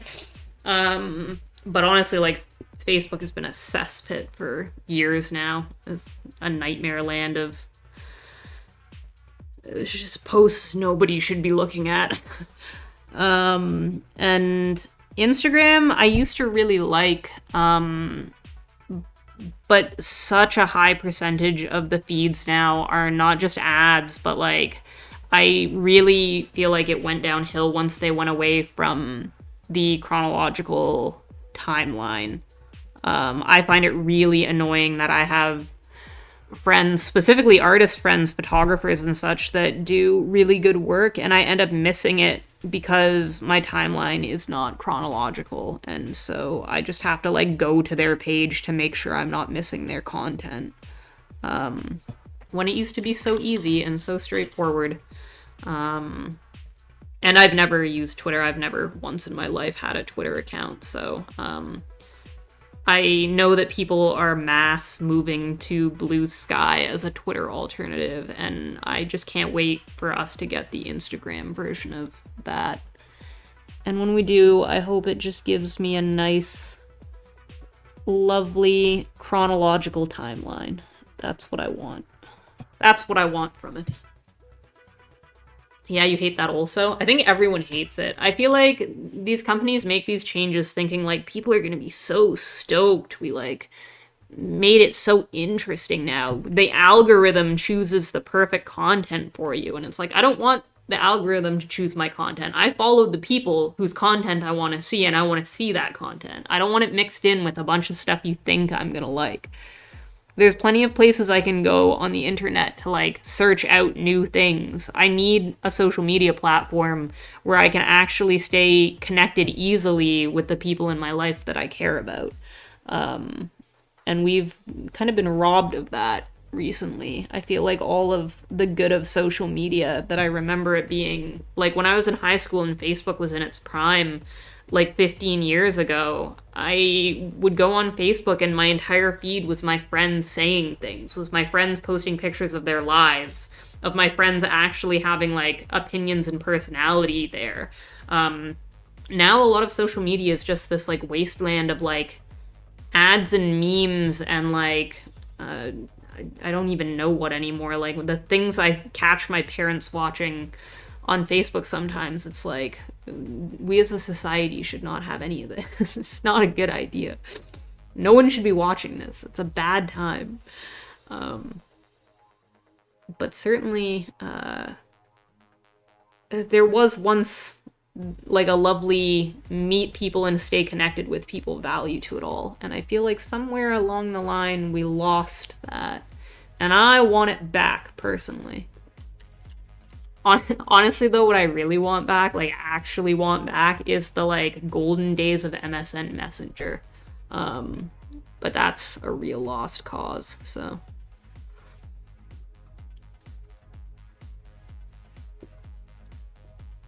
Most social media suck now? Yeah, exactly. That's just the way of things, unfortunately. But yeah, I remember like back not by the end of high school, MSN was already on its way out and was kind of getting replaced by Facebook. But when I was in like, I want to say like around like 6th to ninth grade ish, MSN Messenger was in its prime, and it was a place that like you would come home from school and you would log on, and there would just be like a slew of people you knew there, and all they wanted to do was just have direct one-on-one conversations with you. And I could be having like interesting, fulfilling conversations with my friends like all night long, just in text format. It like is probably the reason why I'm such a fast typer nowadays, is because I spent so much time just like chatting on my keyboard with my friends about like whatever we felt like, sharing music, and like just like I said, having actual conversations with one another. And I feel like I don't get that anywhere anymore. Twitch is kind of nice for it, actually.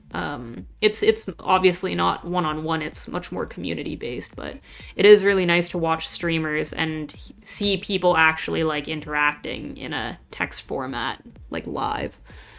I just really like that form of media for some reason.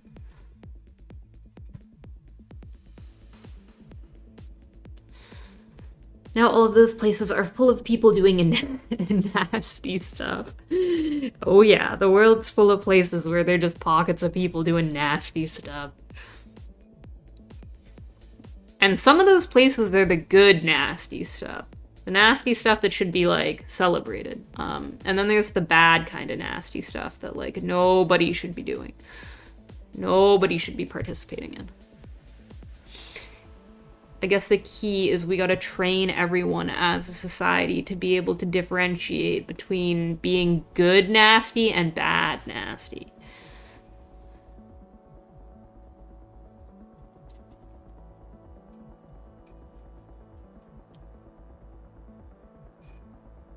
But I guess everyone would always have a different opinion on what the good nasty and what the bad nasty is.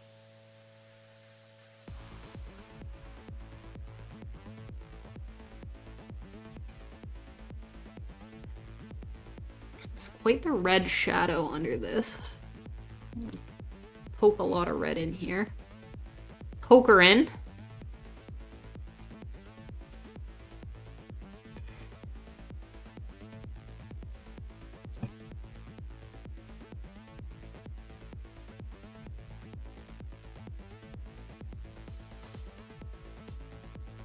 And there's a bit of a cast shadow down here where it just dullens down, so I'm just gonna layer a bit of this like burgundy purple color that I have and like a slight wash over it so that it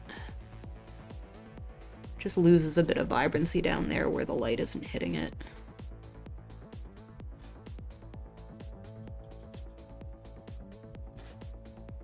Down here as well.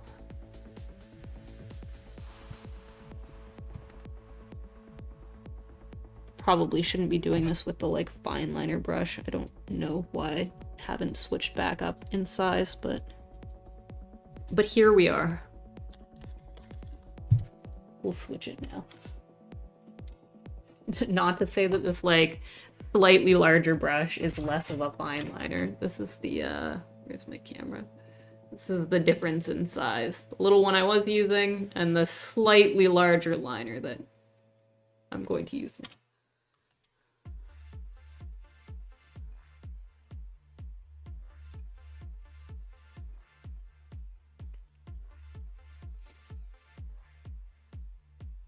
What is the one you celebrate? I'm not sure what the good one is.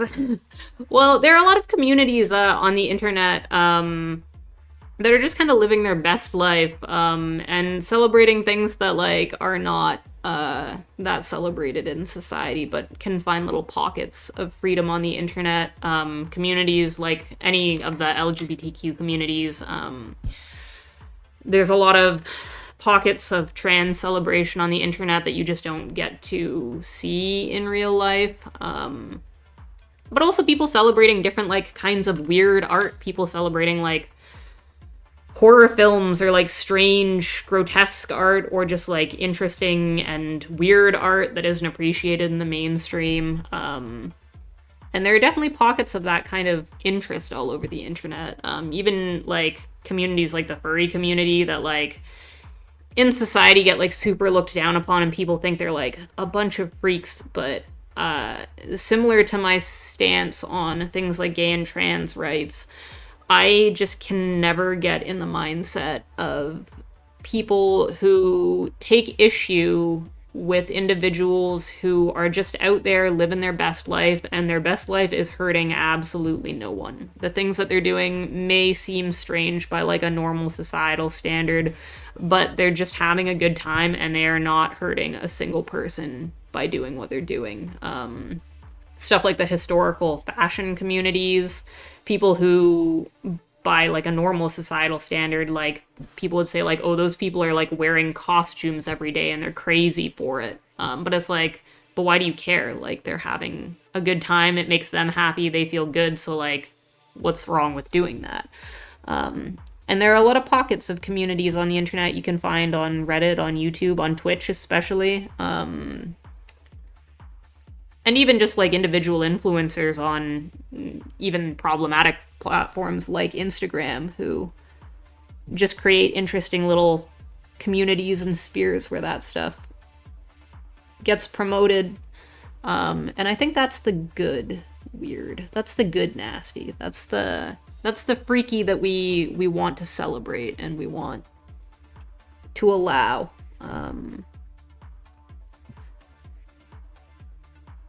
But like I said, you just gotta differentiate between the nasty that's weird and exploitative and realistically based in like monetary gain or power, versus the freaky that's like, it's freaky because it's not normal, but that doesn't make it like bad or evil.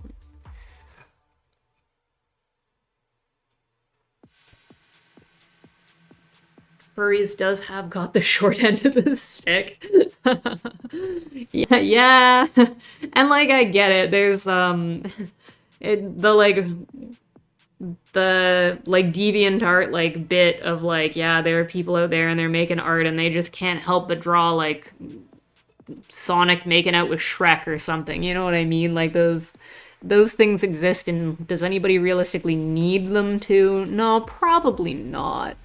And I think that like shock value gets them definitely the short end of the stick. I think people are just really like unwilling to accommodate for things that they can't relate to or don't understand. And fashion and art is something that is always hugely, there's just a huge inability to understand that which you don't like. The music communities are usually the same, right? Like you have people who listen to like rock or emo music and they're like, oh, country music is the worst thing that's ever existed, and vice versa. I think a lot of people don't understand why furries like what they like, and so they like can't help but just shit on it.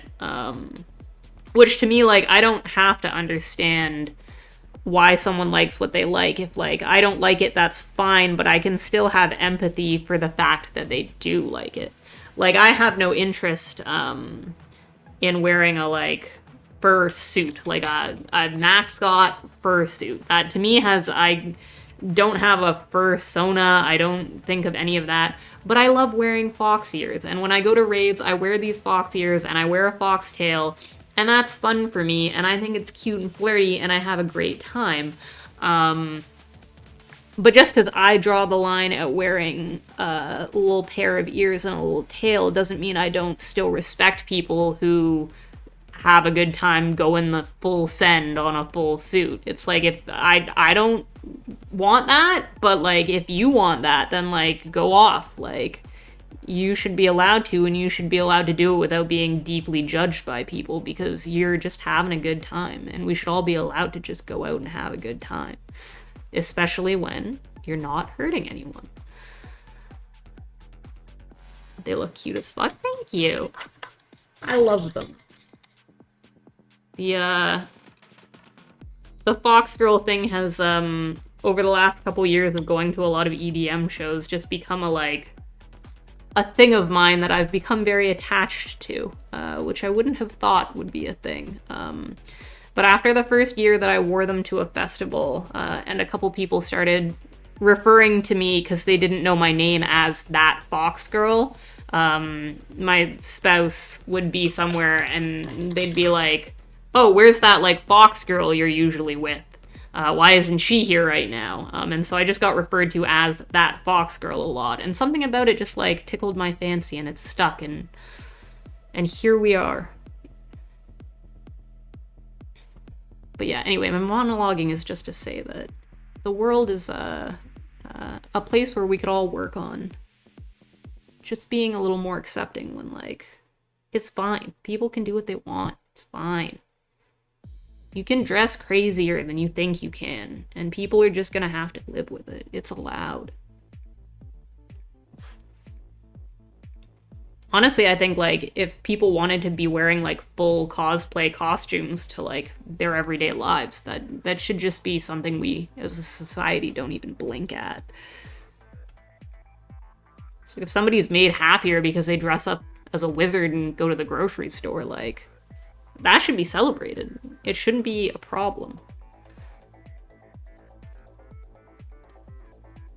But obviously it's a world where there's a lot of backlogs of pressure of fitting in and not causing a scene and not being different and stuff. And I just think it's all very silly. Okay, I've gone done and put way too much highlight up here. We gotta rein this in.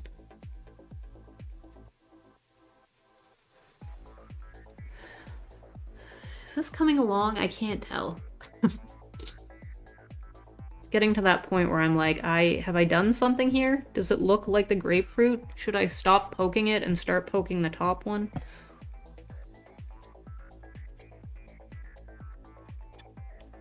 Just go in with some little, like, color variation dots to give the skin of this some texture. Little bits of yellow and red that you can see. Oh, I've missed this little...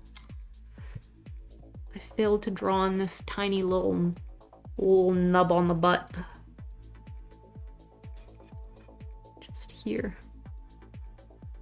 Little itsy bitsy butt nub. That in. Let it dry and then put the light color over the top of it. The top one does need a bit of work. Yeah, I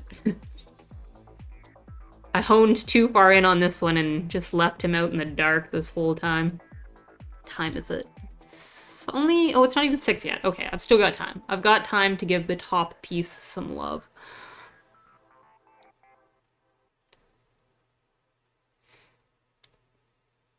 It's a nice nickname. Thank you. I like it. Lots of streamers get point redeems to change fox or cat ears. That's a fun idea.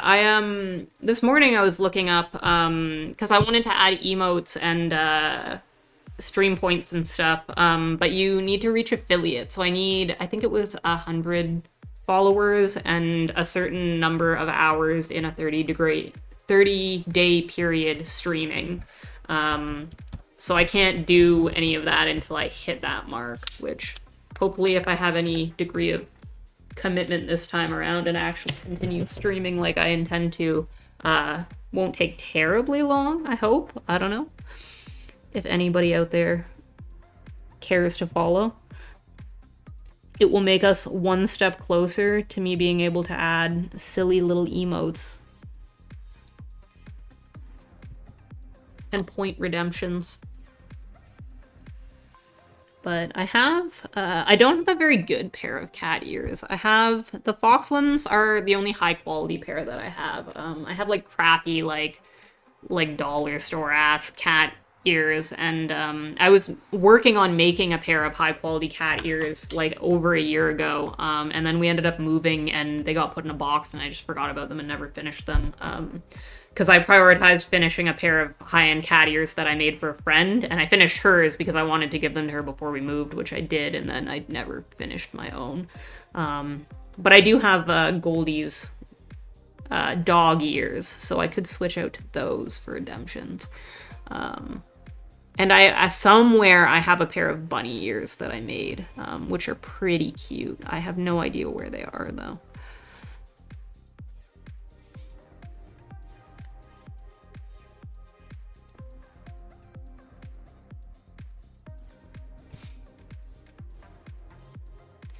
$50 followers, not 100. But yeah, you can do it. Thank you. I hope so. And yeah, 50 is a lot more achievable than 100. So I don't think it should take too long. Like I said, as long as I've got the commitment down this time around. 2024 was a rough year for me, and I made a lot of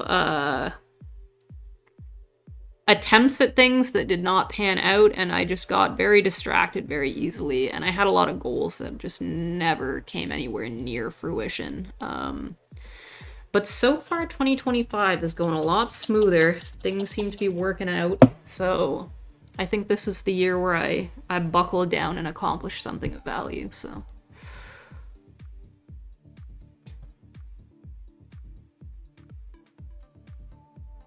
It's hard when you move to figure out your like day-to-day schedule and like get into the swing of things properly. And I've spent like the last year just in kind of like a purgatory of not really figuring out what to be doing with myself.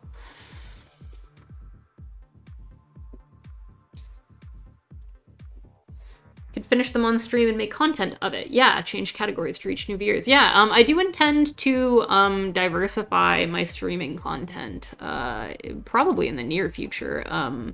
I have a lot of hobbies, like probably an unrealistic to sustain stupid amount of hobbies.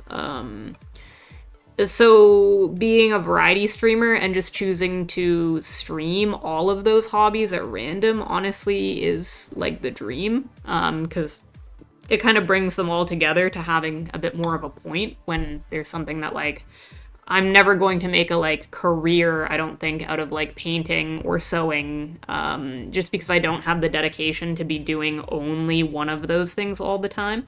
But if I can just Twitch stream all of the things collectively, then like that could be something that was more sustainable in the long term. But yeah, I'd love to stream sewing content. I have to figure out this like camera situation if I'm gonna do crafting and sewing streams, because this is just not ideal. I just need a different arm and a better light, and I think it would make all the difference. But I would love to get a capture card and stream Rock Band. I would love to stream Beat Saber and maybe DDR. I used to be very into DDR, and if I could get a setup, my neighbors might hate me if I stream DDR, though. That would be a lot of banging on the floor. But I would love a setup where I could, yeah, do rhythm games like Beat Saber, Rock Band, DDR. I also practice aerial silks. And I would like to do workout streams to try and keep me motivated to continue doing my aerial workouts, just because I think it would be fun while I'm taking breaks in the middle of workouts to have chat to hang out with instead of just like lying out of breath alone on my floor wishing I wasn't doing a workout right now. So if I can get a like chat monitor set up and a I think the way I have my cameras set up, I'm pretty sure they're wireless, so I can just move them to do a setup for that, but that would be a lot of fun. I'd also love to stream Goldie and I rock climb as our like main workout. We have like memberships to the local rock climbing gym, and if I could get permission from those guys to stream in the gym, it would be fun to do like IRL rock climbing streams with him. But yeah, like I do a ton of crafts. I sew, I paint, I draw, I've done needle felting, I've made jewelry, I've like painted minis before. There's probably some nicher ones in there. What the aerial silks? I'm assuming that's what you're asking. I don't know if you can see behind me. I have my rig set up. It's like a tripod with like a piece of fabric hung from it. It's a lot shorter than like at a gym you would have access to. But basically it's like a piece of fabric that's suspended from the ceiling, and you like climb up on it and tie yourself up on it and like flip around a bunch. If you just Google aerial silks, like a ton of videos of the like performances and stuff people can do will come up. I was better at it before we moved, and then I've kind of taken a break for the last year because I didn't have anywhere to practice, and I just got that tripod, so I'm just getting back into it. Yeah, exactly. You just like work out on the silk. It's set up in a like hammock right now, so you can like just like rope into it and hang upside down. It's really good for stretching. It's kind of somewhere in between like circus and dance. It's like vibes sort of like trapeze would, but usually the people who like do it for more of performance value like work like kind of dance sequences in it. They want to make it like pretty. They want to make it go with the music. But I just use it more as like strength training and like flexibility training. But there are fun tricks you can learn. You can do like drops and flips where you tie yourself up, and then when you like let go of a leg, you'll like unravel and drop a couple layers down. I couldn't do that on this because it's not tall enough, but in a proper gym with the full height you can. But yeah, I really like the flow arts community and the aerial community. Both are another thing that I've gotten like pretty into because of the time that I've spent in like festival settings, like EDM festival settings, where they usually have aerial performers or people playing with like different flow toys, like levy wands or like fans, stuff like that. I have a levy wand that would be fun to stream too. I'm just not good at it. I'm very bad at it, but that has its own value of entertainment, I guess. But yeah, I also have a hoop, which I can attach to that thing, which is just like a big like metal circle that you can like do tricks in as well. I am a lot worse at that than I am at the fabric silk, but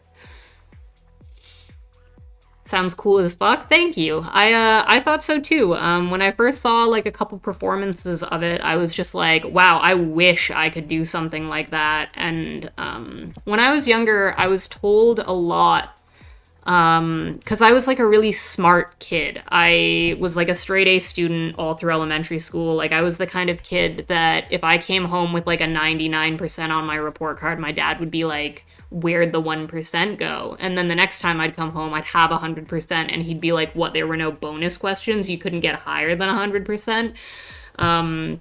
So I was that kind of kid. I was bookworm. I was like study. I was like, I like to read. I like to do school. That's my personality. And because of that, I think I got really pigeonholed when I was younger as being an academic and incapable of anything based in physicality. My brother was always the one who he skateboarded. he kind of did parkour a little bit. Like he was just the one who was like capable of like physical things, and so it just kind of got like, oh, Nikki does the school stuff and your brother is the one who does like skateboarding and is capable of like physical capabilities. And I was just always called like clumsy, and I was just always like, oh no, yeah, like you can't run, you're like probably prone to tripping, you're just like a typical nerd who like can't do physical stuff. And so I totally internalized that and grew up that kid who like hated gym, and when we had to do track and field and stuff, I was just miserable and didn't want to be doing it, and I thought I wasn't good at it and couldn't be good at it. And as I grew up, I kind of realized that that was a bunch of crap, and that I totally was capable of doing those things, and there was absolutely no reason why I couldn't just put the time into getting better at physical things. That it just, like anything, takes the dedication to learn how to do it and figure out how to get better when it isn't something you're innately good at. And I certainly do agree that I am nowhere near as innately capable at physical exploits as I am with like craft-based exploits. Like I can pick up a new craft very quickly. I cannot pick up a sport very quickly. But I'm by no means incapable, and it took me a long time to learn that. It's a bit mean. I don't think they intended it to be mean. I think like a lot of things in society, like my parents are really good people. They're really nice parents. I don't think they were doing it intentionally. And if they realized they had been doing it and the effect that it was having on me, they would have stopped, like, for sure. But stuff like that gets ingrained in us, right? Like, you just, like, assume things about people based on other traits about them, and sometimes we as people internalize that because it's what's expected of us. But yeah, it took a while, and then eventually I came out of my shell and I started doing more physical things, and I realized, you know what, like, not only am I capable of doing this, but it's actually enjoyable for me. I like doing it, and I like feeling fit and capable in my body, and not just like a person who like is afraid to go on a long hike because I'm gonna get winded. Which is funny because like my family was like, I wouldn't say like a super physical family when I was growing up, but we did do a lot of stuff like camping in the summers, and we liked to go on like hikes and stuff like that. We love to go swimming as a family. And it's just strange that, like, I got, like, somehow labeled as the, like, klutz of the family when, like, if they hadn't have done that, like, I don't know, maybe I would have gotten into a sport sooner and wouldn't have been so afraid of going running. But yeah, at some point I saw some people doing aerials, and I thought to myself, like, I wish I could do that. And I was living in Summerside, Prince Edward Island at the time, which is the tiniest little town. And I was like, you know what? I should get lessons. I should, like, see if there's a place that teaches it, and I should go and I should learn. And I looked it up, and there's only one gym on all of PEI that does aerials, and it's pretty small, and it was an hour and 10 minutes away from my house. So I was like, okay, that's not doable. There's no world where I can make that work. So I did some research, and I realized for like a couple $100 I could buy a rigging point, and I could buy the silk, and I could set it up in my attic, which had really high ceilings at the time, and I could just figure it out. And that's what I did. I got the silk, I installed it, and I just figured it out. And I spent a couple years just like going up there. Eventually I got a like video subscription to a girl who does like tutorial videos online. So she'd put every couple days out, she'd do like a digital, like live workout that you could like tune into and work out live with her, or the VODs would go onto her channel and you could, do them later. And yeah, I just self-taught myself how to do it and made sure I was careful and had like safety mats down and had Goldie around to like make sure I wasn't gonna like fall and break anything. And yeah, after a couple years practice, got like fairly good at it. So it's been a year and a bit off, and I just got this rig so that I can start practicing again. So we'll see how long it takes me to get back up to something interesting. Right now, if I were to stream it, the streams wouldn't be very interesting because it's like just very repetitive, like basically push-ups and pull-ups type of stuff, but on the silks. So if I get back into it in the next couple of months, then I'll probably set up a workout stream situation where I can stream more of the like flow-based stuff once I get back to that point.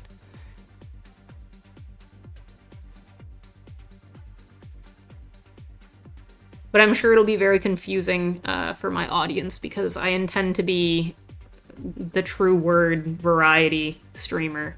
I intend to be going pretty far between art and workouts and video games, and who knows what else.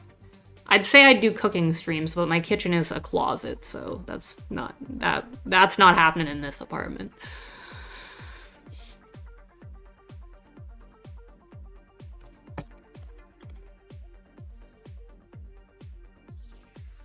Glare on this is really bad.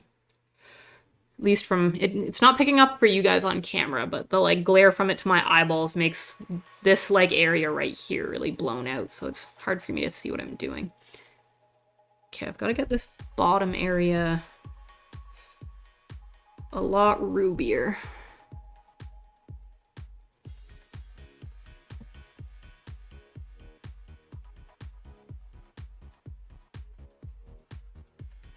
Ah!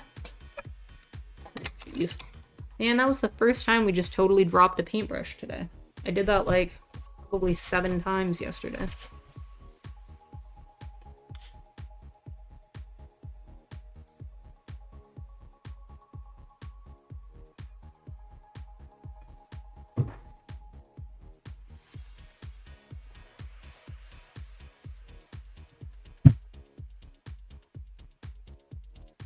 You know what? Be right back is a good idea. Before I get too into this wedge, I should probably take a quick break, make myself a tea, and get a little snacky, and get my eyes off this for a moment. Okay. Sandflea McCoy has given us the responsible idea of BRBing. We will be right back.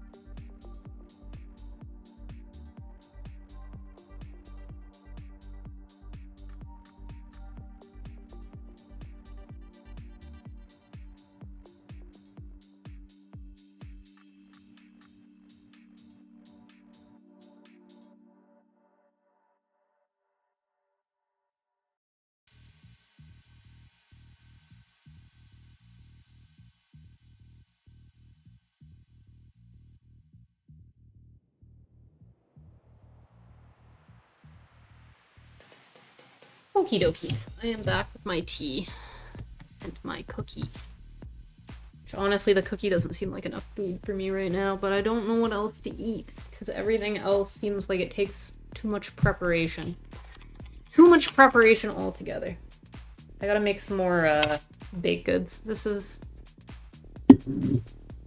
one of only 2 cookies that were left in my cookie bin. Maybe if we're lucky, good boy Goldie will be a good boy tomorrow and make some more. Or maybe I'll have to.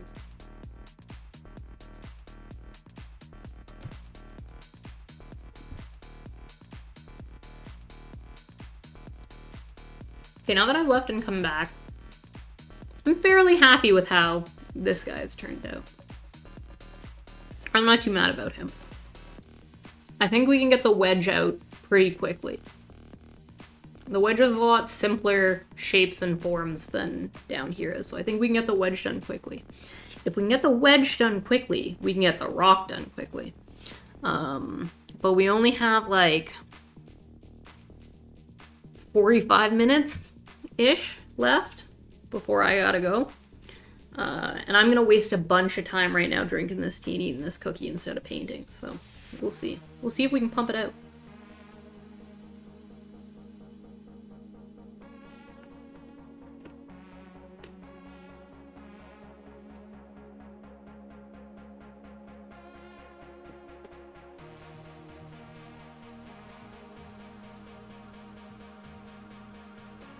Give you guys the zoom out so you can see the full picture again.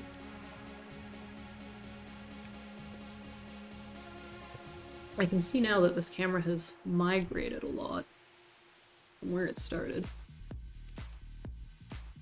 There we go.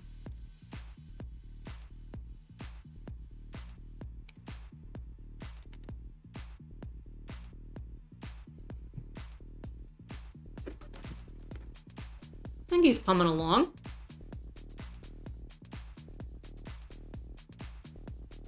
I think it's clear we need to up the highlights and the vibrancy on the pomegranate as well. In here. That area compared to the picture, it's just a little dull. It needs brighter reds and a sharper highlight than that. And the shadow on the tube needs to be darkened down. The grapes aren't too bad. There's not a lot of fidelity in the strokes up close, but from afar the like shapes are reading okay and the colors are reading okay. Gotta get that. The thing about the little stick, the twig part of the grapes is that I can't really put that in until I like have solidified the background and this foreground in, because it's such like fine lines that to do it first and then cut the background in around it would just be a pain in the ass. So we're gonna save that for the absolute last thing we do, probably. But overall, from afar, it's coming along. It's not too bad. I think overall my pomegranate is too big, just slightly too big. But we're not doing anything about that. It's just living that way.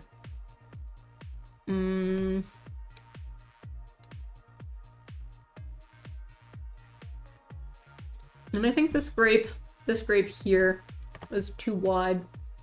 The one in the picture is rounder than he is.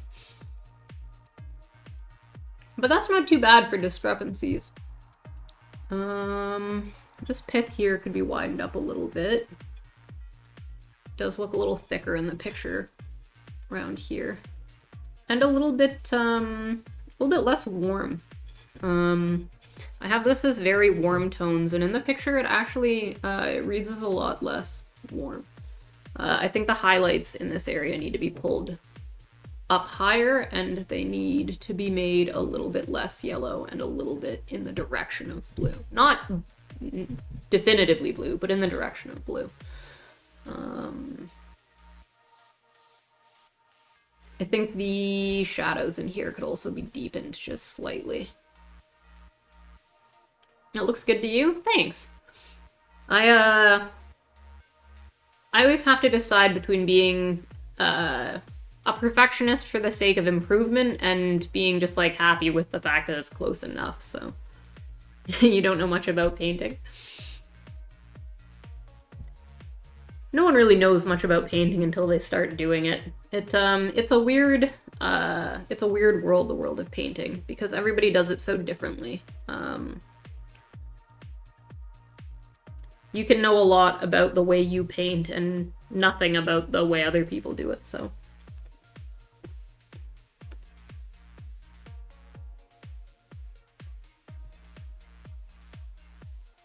Interestingly, I like doing still lifes from real life instead of pictures way better.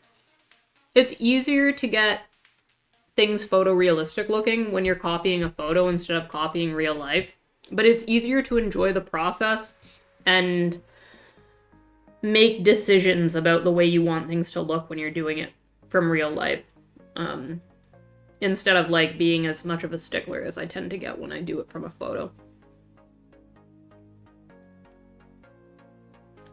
But it's all just a lot of good practice when you do these still lifes to keep training your eyeball to look for the discrepancies, the things that don't look like they should, or the things that color and shape just seems a little bit off from the original. I will say that the camera is picking this tone up a lot differently, this like the bulk of the background tone, than it looks to me in real life. In real life, this looks a lot more similar to the picture than you can see here if you look at this, like, this gray is very green and this gray is very purple.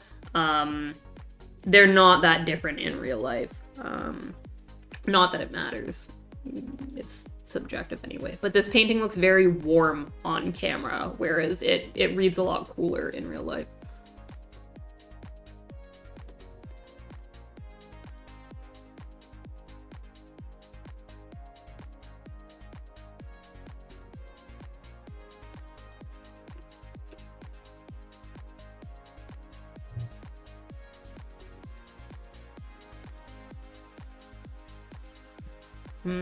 Good cookie. I could eat like 3 of those right now.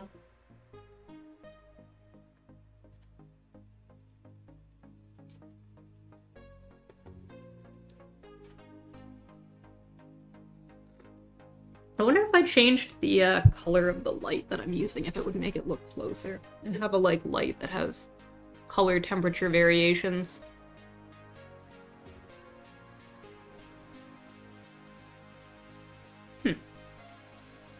It does make a difference. Interesting. Yeah, that's a lot closer to how it looks in real life, the match. But that, like, bright blue light on it in real life is just hard for me to look at. I liked visually looking at a softer light. This is the tone I like to look at, but it reads on camera very differently to how it looks in real life, which is very interesting. But yeah, when you hit it with the white light, it's clear that it's just like showing the colors a lot truer than when it's being hit with the warm light. Leave it on that kind of a happy medium between the two. The way lights affect stuff is so interesting. It becomes such a problem in art, especially when you're doing things like trying to digitize art. I've had to digitize everything that I've posted on my Instagram so far, and obviously a lot of it's larger than you can scan, and so you have to photograph it. And when you photograph art, it becomes like a nightmare of glare and like colors that are reading differently than they actually look. And you just have to spend a lot of time in Photoshop messing around and a lot of time in real life trying to set up like the perfect lighting situation where you can see all the detail but there's no glare. I had to buy a like filter for my camera to like try and cut some of the glare out, and it's just you don't realize how complicated it is to get a like clear picture of a piece of art that you can like put online or that you can have made into prints. But it is not easy. I envy anyone who has like the money or a studio nearby them that they can just pay like a professional to digitize their works for them, because like it's just a lot of work. And it's frustrating when something looks really good in real life and then you get it digitized and you're like, it doesn't read as well, like it just doesn't look as good. Some of the subtlety just always gets kind of lost when you digitize stuff, especially oil paints.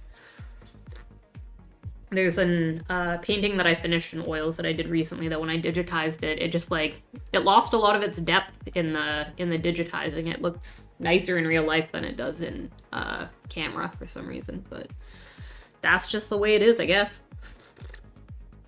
It's one thing I'm really jealous of for people who do digital art is like, you're pretty much guaranteed it's gonna look the same.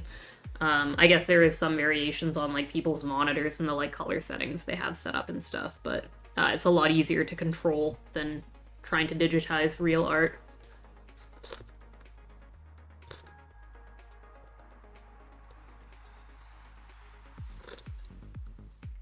Okay, we can zoom this back in now. What else can we get? It's pretty good.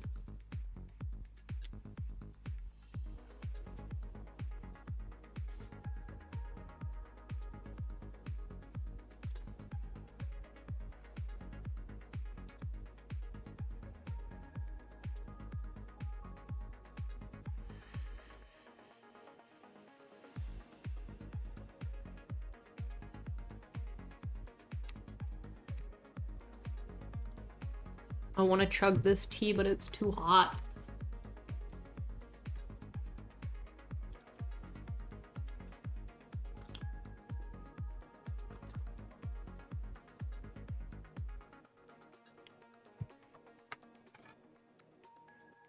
I'm surprised we haven't made a bigger mess of our palette painting today. You guys haven't had a palette cam, but this is what we're working with on the paint palette right now. Usually I've made a much bigger mess than this, and there's globs everywhere. But it looks like the penny trick is working. Usually this long in, those corners would have peeled up by now, and it would be annoying as all hell. The pennies are doing their job. Experiment successful. Big fan of the pennies. Maybe I've just been more proactive about using my spray bottle today, I don't know. I don't think I have.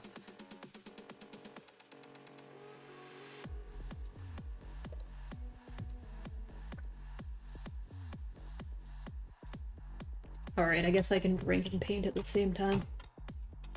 In concept. Maybe this will just lead to me spilling my tea all over my lap and dropping my paintbrush and ruining the painting. Who knows?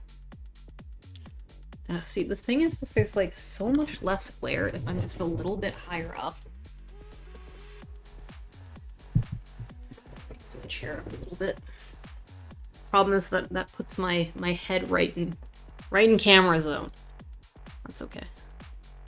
Just have to try not to hit it with my ears. I could take them off, but that's not on brand, you know? It's not on brand. Can't just be that girl. That's no good. That's no fun.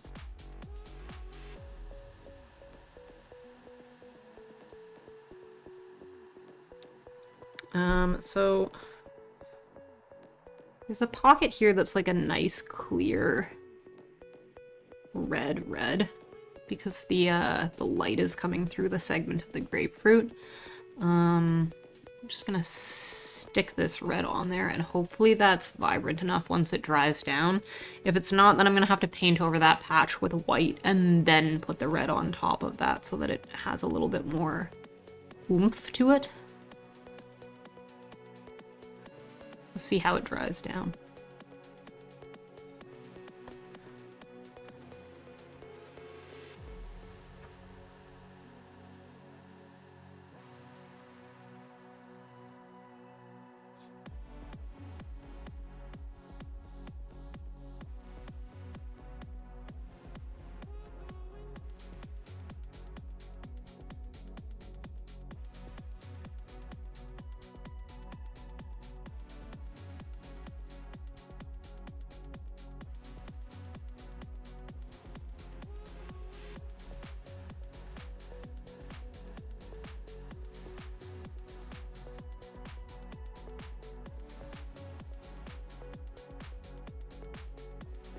Try to get this head done as fast as possible.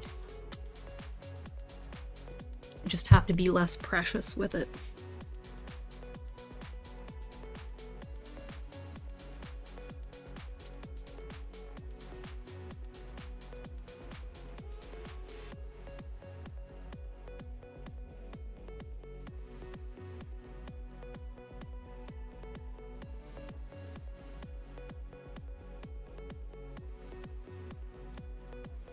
Probably should have gone back down to that little fine liner brush for that, but so okay.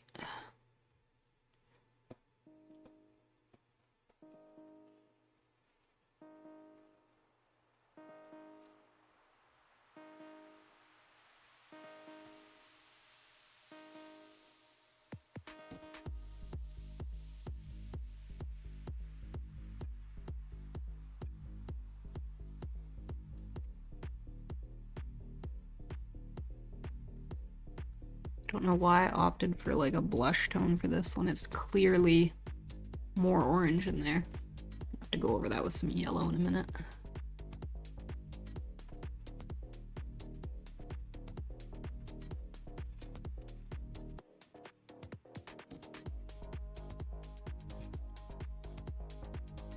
Yeah, see, this just dried down, and it's not, when you lay it down with the paint, it looks a lot more vibrant than that. So what I'm gonna do is I'm gonna block that out with some white.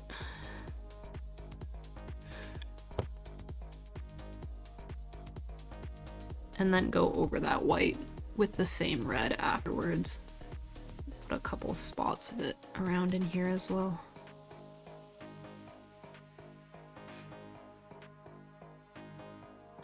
And it should read a little bit more vibrant that way.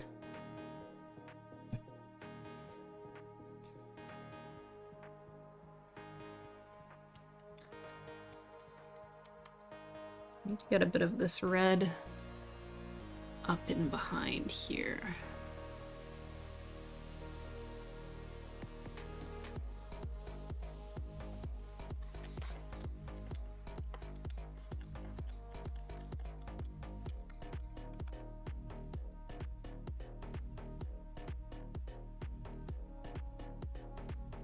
And it makes it more vibrant? Yeah, so this works better with oil paints than it does with acrylic paints, but in general, both oil and acrylic paints, they have like an opacity to the paint. Every tube of red that you buy won't have the same opacity. So there's reds that are sheer, and there's reds that like form a nice thick opaque color. So if you painted certain ones over black, you'd see the black through it, and if you painted other ones over black, you would see very little black through it. This red is a little on the sheer side. It's not super sheer, but it's sheer enough that the undertones of the painting I have underneath it are just coming through it and making it lose a bit of its vibrancy. So now that this area has been painted white, and I painted in with this exact same red, you can see already how much more vibrant that red reads as with the white under there. It actually is vibrant enough that it is not reading orange enough now, so I just mixed a little bit of yellow in, which is also a bit of a transparent yellow. And now I can just paint this over the whole area. And it's just gonna have that like glowy pop from the white being underneath.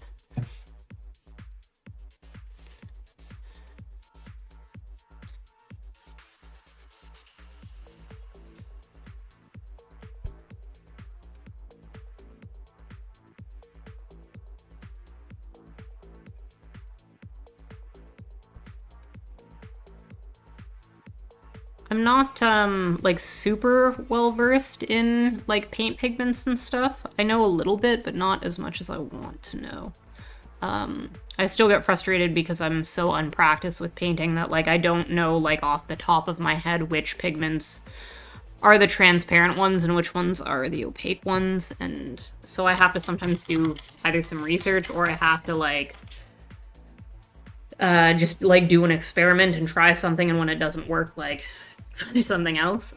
What I want to do, probably the next stream that I do painting after this study is done, I want to make a color chart, which basically is just a chart of all of the paint colors that I have, showing little squares of what they look like on paper, what they look like on paper mixed with white, and what they look like mixed with certain other colors.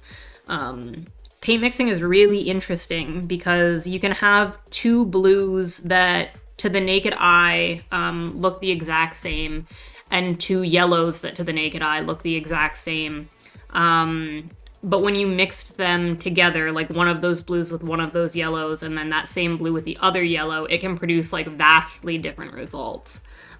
Just based on the underlying pigment, how opaque the paint is, stuff like cheaper paints tend to have fillers in them, which affect their ability to mix cleanly with one another. It's a science that is just like really fascinating to me, but I've never like had a lot of time to really dive into.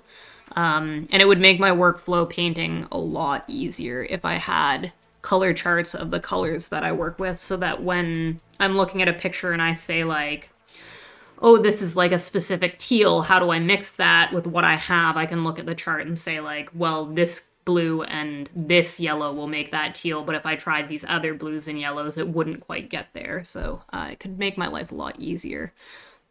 It's just kind of a pain because you got to get like every color out one by one and mix all these finicky little things and paint little squares on a sheet. But it would be helpful, so I'll probably do that next, just because it would be good reference for me, and also it would just be a fun way to sit on stream and not have to be paying as much attention to what I'm doing.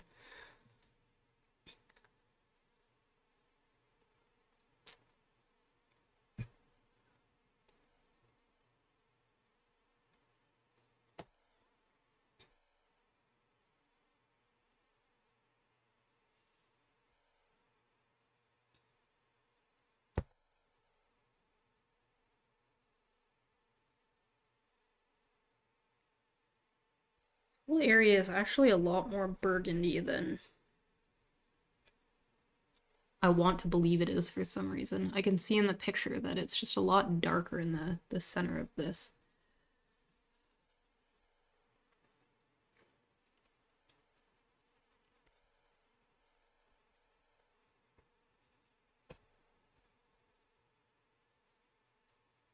Did our playlist end? Where'd my music go? Oh man, we got to the end of the playlist. Okay. What else you got, Panda Beats? House? No way. Absolutely not. Lo-fi? That'll make me not as productive. What we got?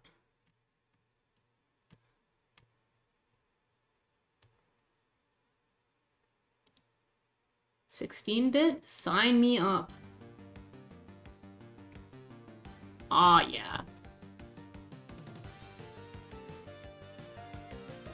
10 out of 10. We love the arcade music vibe.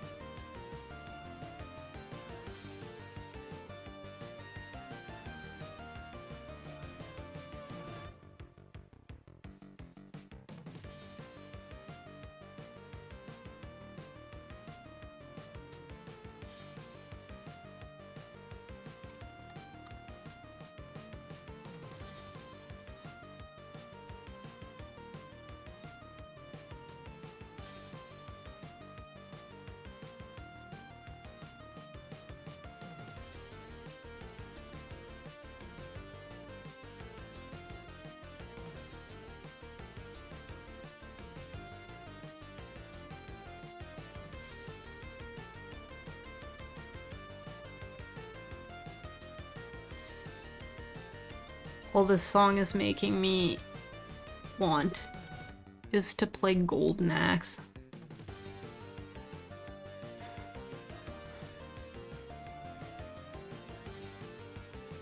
I gotta be able to find an emulator of Golden Axe somewhere. Before we moved, we sold a lot of our retro games. We got rid of our Sega and our GameCube, and we just got rid of a bunch of our gaming stuff. We mostly PC game now, so it just seems silly to be like lugging this stuff across the country. And basically the only reason I had kept my Sega Genesis was so that I could play Golden Axe. And I could go for some Golden Axe. the old Teenage Mutant Ninja Turtles game. Yeah, that too. There's a lot of those like beat 'em up style games from that era that's just like, that's the sound.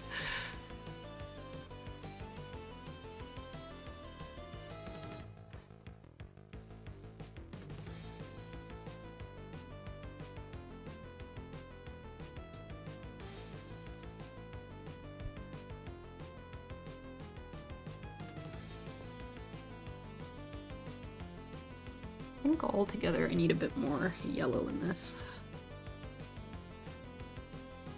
It's deceiving because the shadows under here have like a very definitive purple undertone, and it transitions very strangely into a red with an orange undertone. It usually when you have undertones like that, they have a bit more subtlety to where the transition happens. I'm just surprised that the warm tones are going into the cool tones so quickly. So I need to get some more warmth in there, but the key is to put the warmth in areas where there isn't the cool, otherwise it will become muddy. The tones in here are nice and vibrant, and we'll lose vibrancy if you layer any of the yellows or oranges over any of the areas where there are the purples. They're gonna start to lose their vibrancy.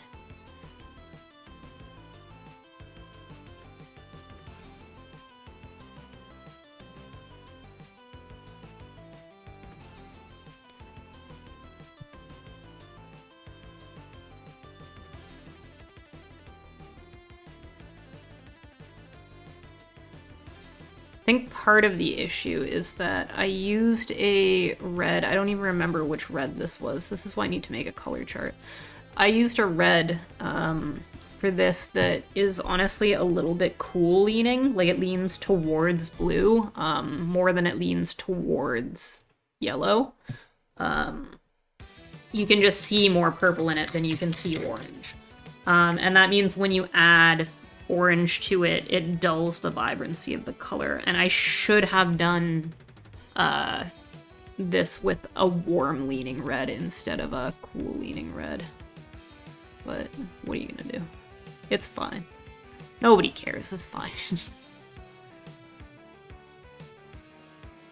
But that is something that would have made it slightly more successful.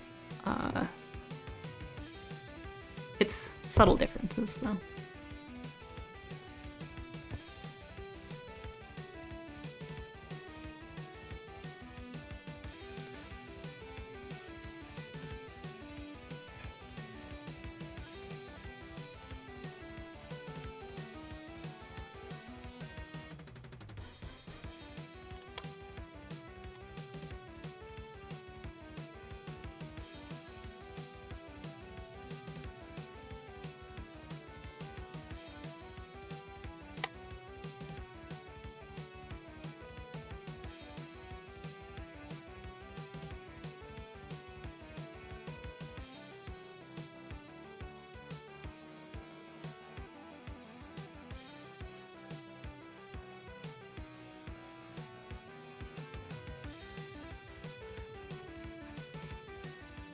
For similar vibrancy reasons, I'm going to poke a bunch of rather white dots on the skin here, which are obviously way brighter than you can see are a thing on this skin. But we're just going to do that and then let it dry, and then we're going to paint the orange over top of it so that those spots get like a little bit more vibrancy than the rest do. I'm gonna do something about my color choice for this pith. Looks so muddy.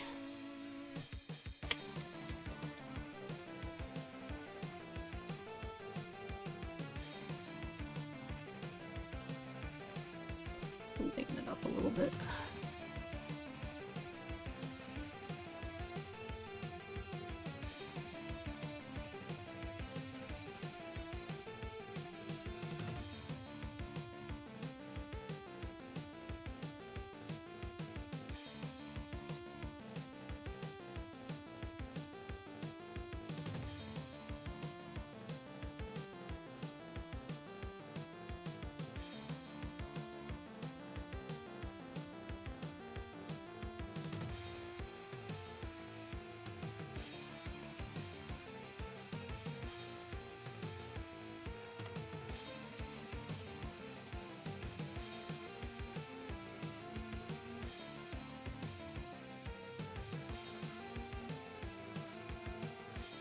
I'm just gonna darken this center here so that I can draw with the liner brush the highlights over top of it and have this be what's seen underneath.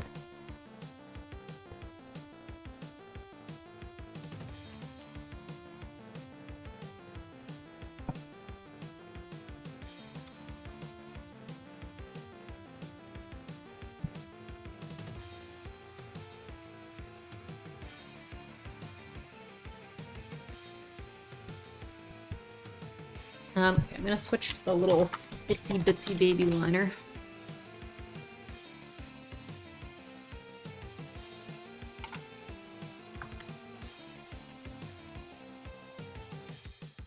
Oh, my tea! I said I could paint and drink at the same time and I lied. It's too cold now. I ruined it. It's still warm, but it's far past its prime. Always happens.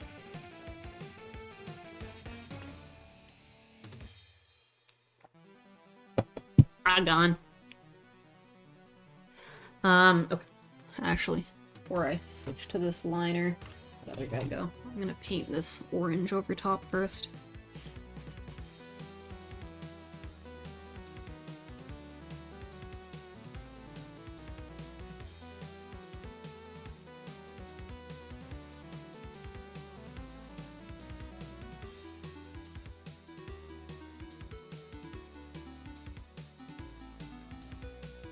Much more vibrant, very good. A successful pass, in my opinion. I over-lightened this area, though. Is that dry? Yeah. Insulated cups to keep it warm as long as possible. Happens with your coffee as well. I have, one of those, like, insulated Yeti cups, and I used to bring it to work with me, and, I would get a tea and then I'd be livid because it would stay way too warm for way too long. It'd be like 2 hours before I could even drink it because it would just stay unreasonably warm. So I think what I need to do is I need to get one that's like in the middle ground where it keeps my tea warm for longer, but it doesn't keep it so warm that it never cools down. I've seen people have like those little like electric like pucks that you can like place your tea on your desk to keep it warm, but that just seems like overkill to me.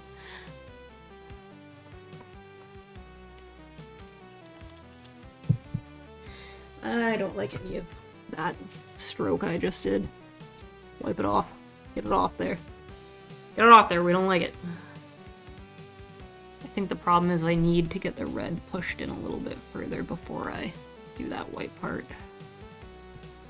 Yeah, okay. Brush drop number 2.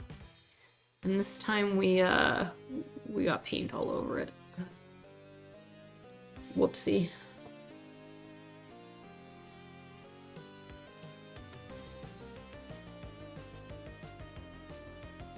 You've seen them but never used them? Yeah, I feel like I should just get better at, like, drinking my tea while it's hot. But yeah, like even a double-walled glass mug would probably do me better than just like this ceramic one that I use. Usually when I'm making tea, I like am not doing that much that I forget about it, but I already improved my tea making experience because this year I got a like a Japanese style hot water machine instead of a kettle. So I just fill it up and it just keeps hot water hot on my counter all day, every hour of the day. Well, I unplug it when I go to bed at night. So I guess if I wake up in the middle of the night, I don't have hot water, but I can just walk into my kitchen and push a button and fill my cup with hot water for my tea immediately. And it has honestly been such a game changer.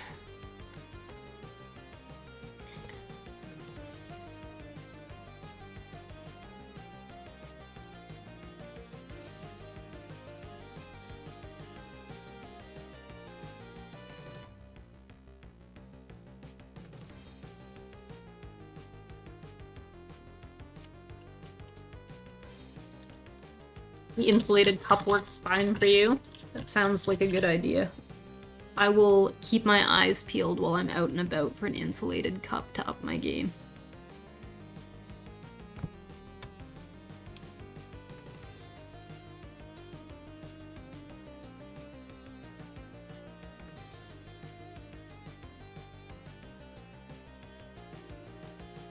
This is a weird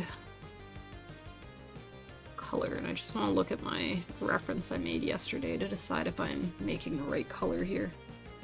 You know, it's browner than you would think. Okay. It's this area in here. If you look on the reference, it, like, you know that it's supposed to be white, but it totally isn't, and my instinct was to make it toned in the, like skin tone realm, but it is just kind of a lot, like, generically brown. When I use the color picker to check on its tone.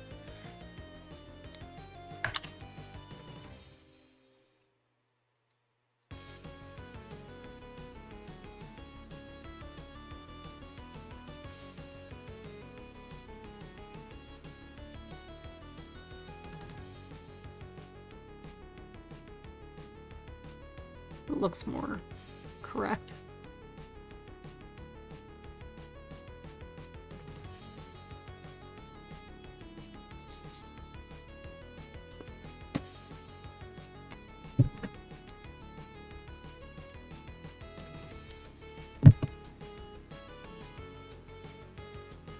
Sounds nice also to stay warm in winter. Yes, that's true. I am not a fan of this winter situation. You'd think as a Canadian I would be, like, completely just benign and immune to that which is winter, but I miss summers so bad. My apartment gets pretty chilly as well. It's not so bad if I keep our bedroom door closed, but when the bedroom door is open, because it's on the back of the building, it just, like, leaches heat out of the back, and it gets freezing in here. That's why I have, like, a space heater going behind me. But I just I hate winter, man. I try so hard to like it. I have friends who are like, oh, you should, like, try winter sports. Like, winter hikes are so great. And I go outside and I'm just cold and I'm miserable the whole time. And I'm just thinking, like, sun, please, sun. All I want is to sit somewhere in the sun and feel warmth on my face. It's only February, which means, like, I've got months. I've got months before it gets warm here. Realistically, it'll be like April before we're in the clear for snow. Which just sucks, man.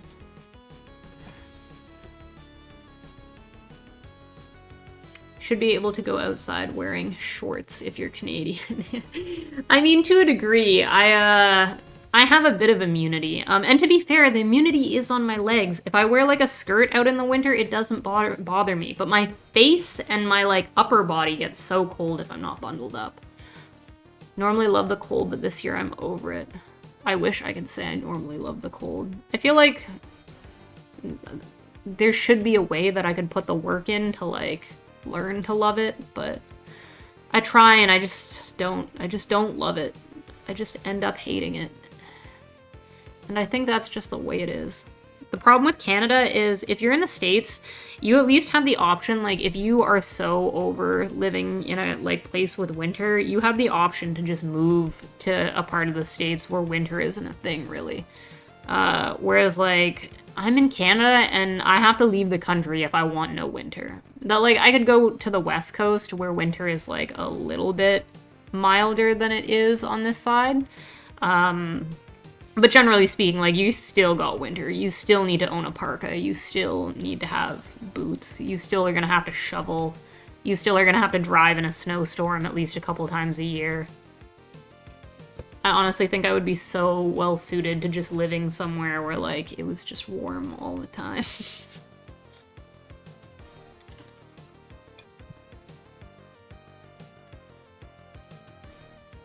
To be fair, though, certain things like Christmas would feel very strange without a real winter. I don't know that, like, I could get in the festive spirit if I lived in, like, Florida or California.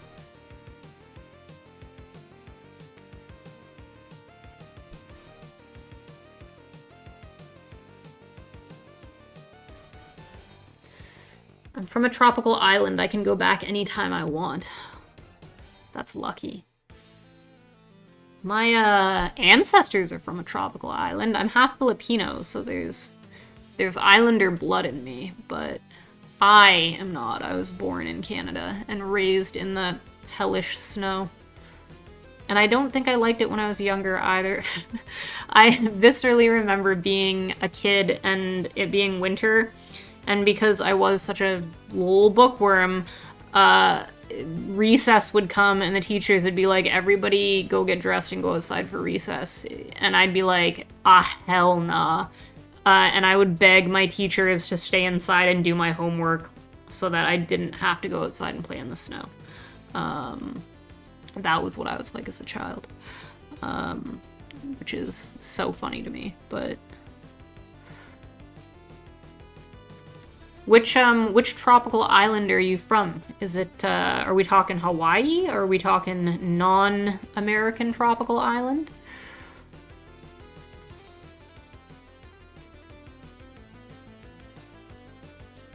Got a lot in common with Filipinos. I'm assuming you're talking about Hawaii then? Hawaiians tend to be very Filipino-esque. If for no other reason than a deep love of Spam.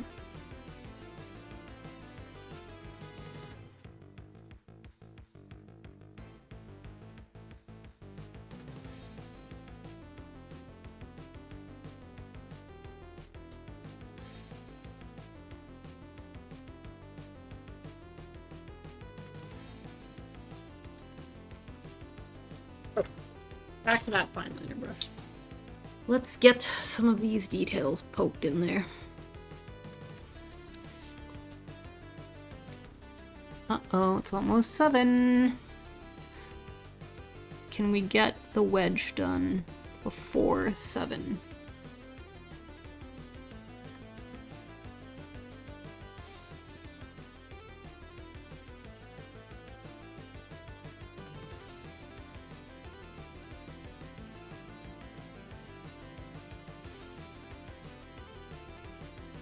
The shame is we can get the wedge done. Like, we're so close. Like, the rock and the background aren't gonna take very long. Seems like a waste to, like, do a whole nother stream just to paint the background in, but I guess I could finish it later tonight off stream when I have some time, and then just show the finished work next stream and then move on to the charts I'd like to make.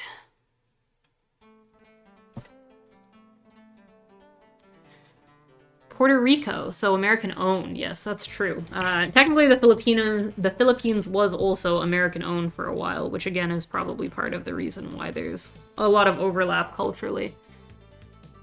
We got a lot of fruits and foods that look like Filipino food. I would believe that. There's a lot of little interesting, like, island cultures, like Puerto Rico, like, what's it called, Hawaii, where the culture just, like, tends to overlap a lot with Filipino culture. It's just fun that the island nations all have this, like, vibe about them. The people tend to have a similar, like, atmosphere and attitude, too. I find Puerto Ricans and Hawaiians and Filipinos all have a very, like, relaxed and jolly attitude. They're usually very, like, friendly, cheery people.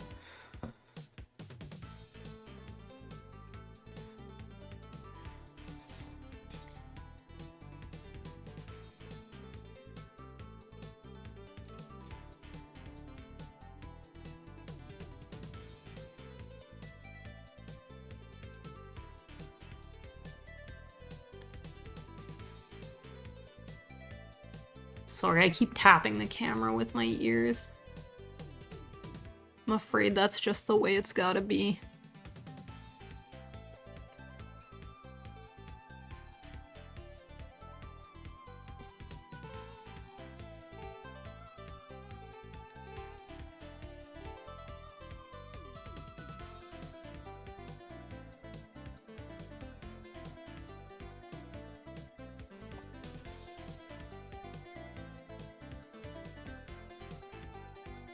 Oh, I'm getting lazy with spraying my palette and it's starting to dry out. Whoopsie.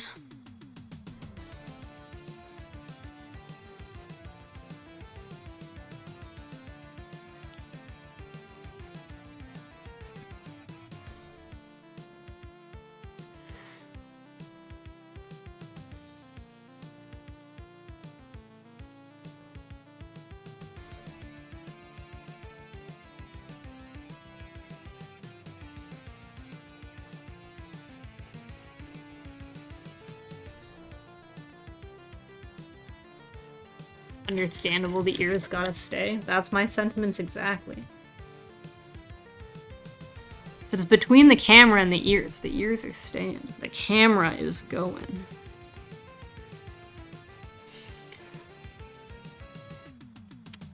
They used to speak Spanish there also. Yeah, that's, it's interesting the number of languages that have been so influenced by Spanish invasion.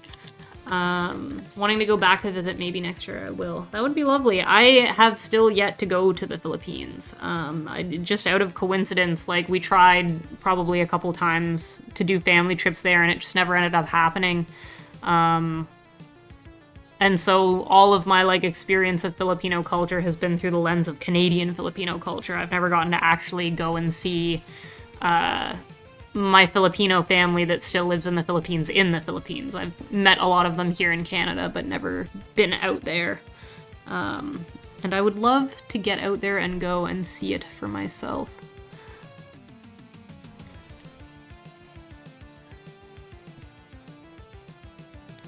The nice thing about visiting somewhere like the Philippines, and I'm not sure if Puerto Rico is like this as well, but in the Philippines, like, you're pretty much guaranteed to have everyone speaking English. It's a very easy place to travel to as an English speaker because everybody just speaks it. So it's very easy to get around, and it's just convenient.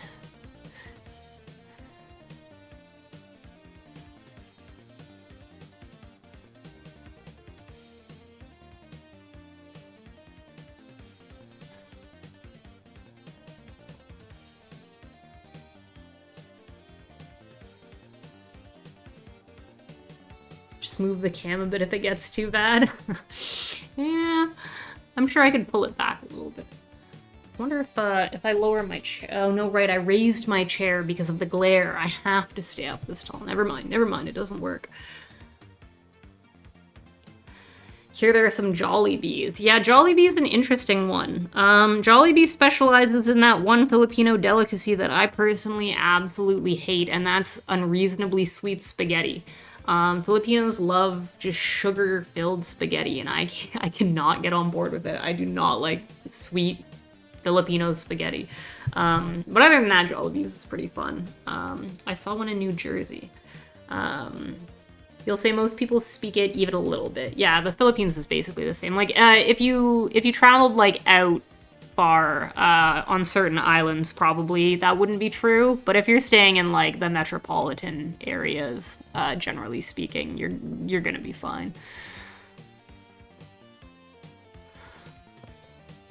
One thing, like, I am, like, kind of livid at my family for is that they did not prioritize getting me and my brother to speak Filipino when we were younger, so I cannot speak Filipino.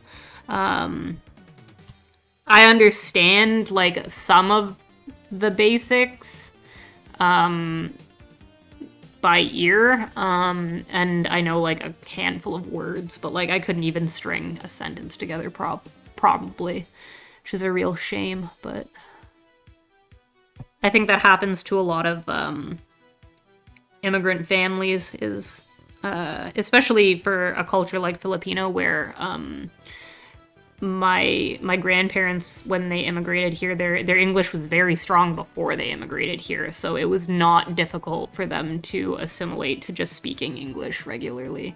And when that's the case, it just becomes very easy for the, like, later generations for the language and stuff to get put aside and lost, and especially because I'm only half Filipino. It's my dad's side that's Filipino, so on my mom's side, obviously my mom doesn't speak Filipino or anything, so it was even less of a priority for them because it's not like my mom can speak it, so.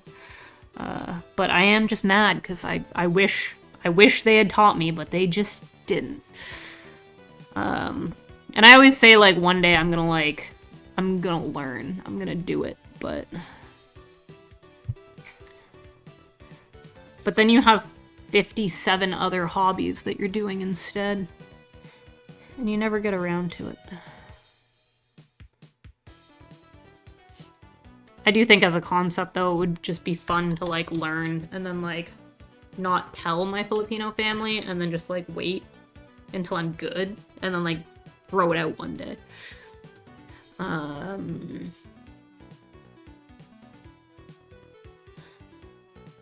Oh, hey, Raffle Iron Chef, how you doing today? Banana red sauce is great if you grew up with it for sure. See, I didn't. I grew up with the standard American-Canadian Prego situation where it's just normal garden variety North American spaghetti sauce. I did not get the banana ketchup or the banana, like plantain tomato sauces. So to me, I can't do it. I just can't do it. Yeah, my dad is Filipino. One of my parents is Filipino. My mom is white. She's, I think her background is mostly British.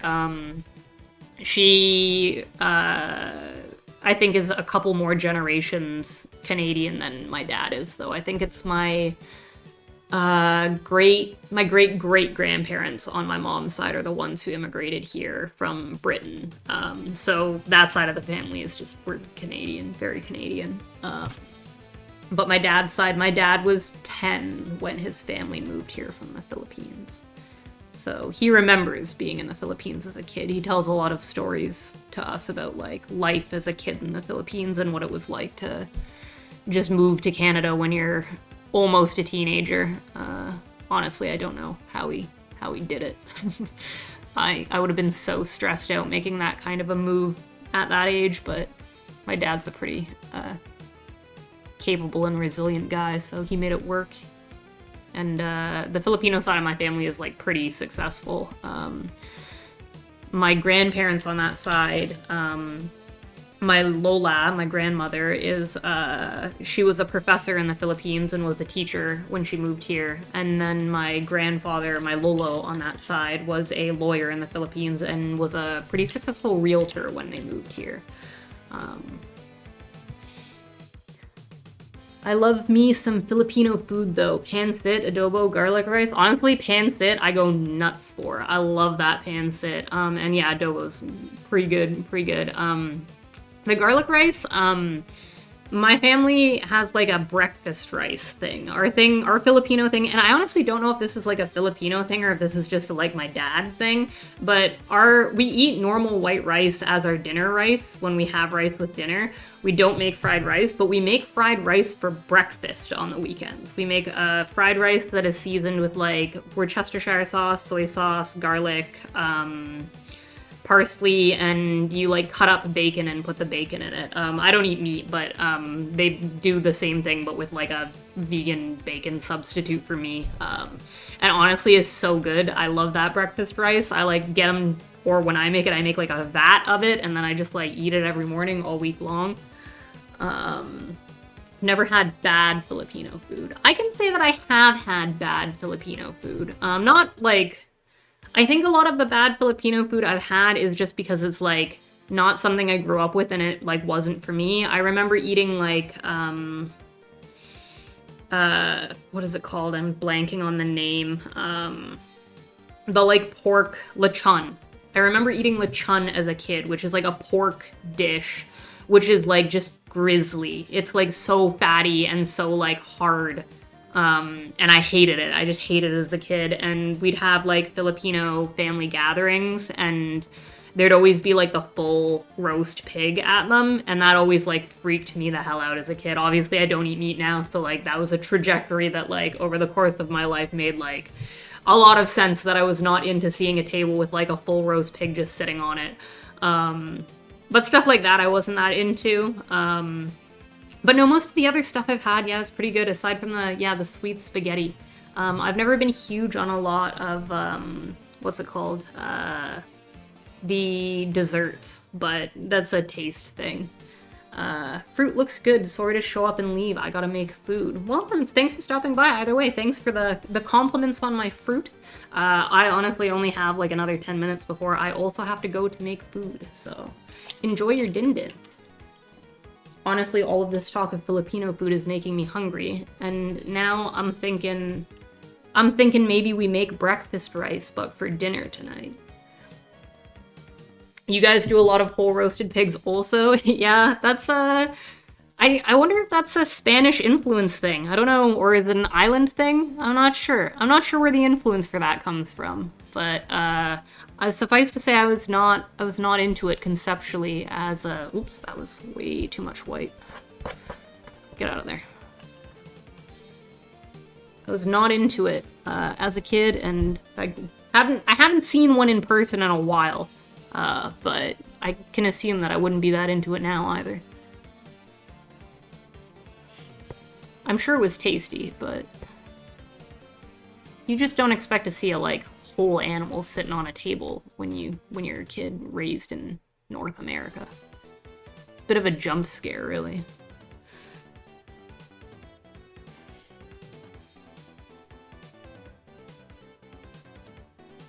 Think it's an island thing? That checks out.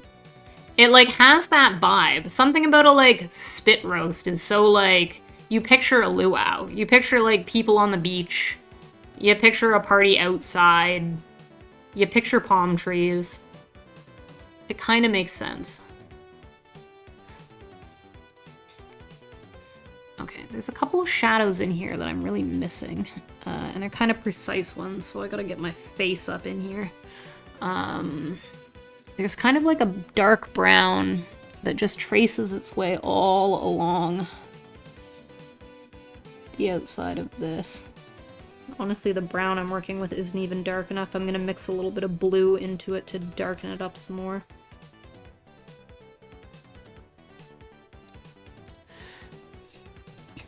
Okay.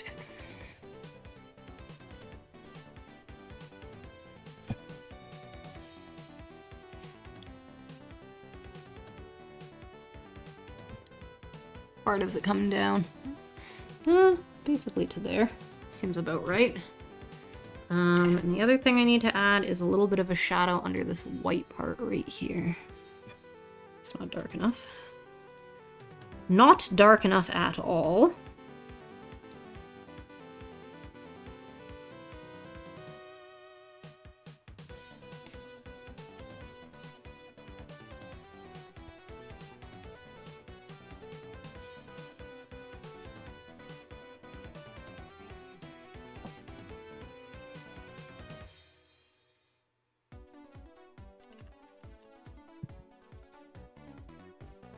I gotta add a bit more red in up here.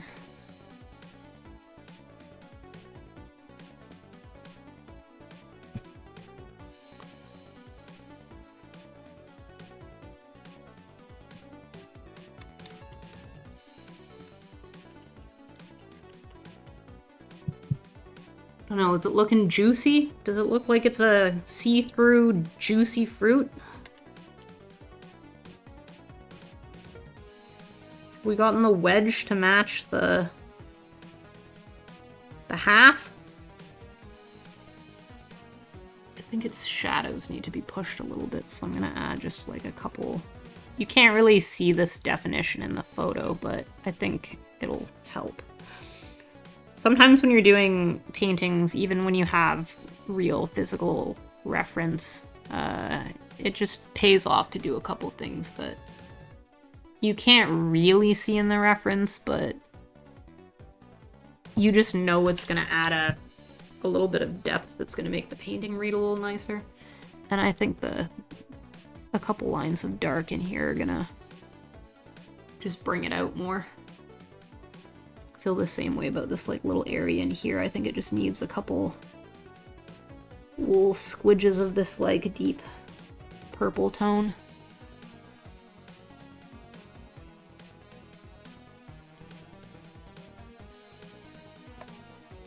Just helps with the like contrast and to like add a little bit of something something in this area too, I think.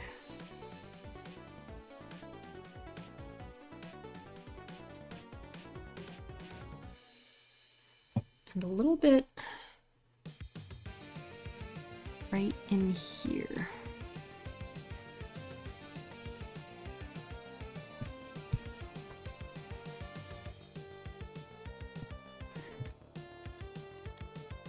And I think the orange needs just a slight bit of work on the peel. This cut right here in the picture, reads a lot brighter and more vibrant than it does in my painting, so I'm just gonna put a little line of white in there.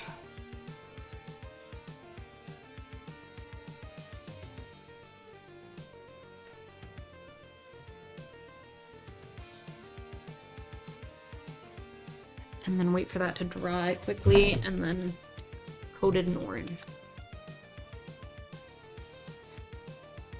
It does look juicy? Good. Thank you. That's what we want. We want it to look juicy. As long as it looks juicy, we've succeeded.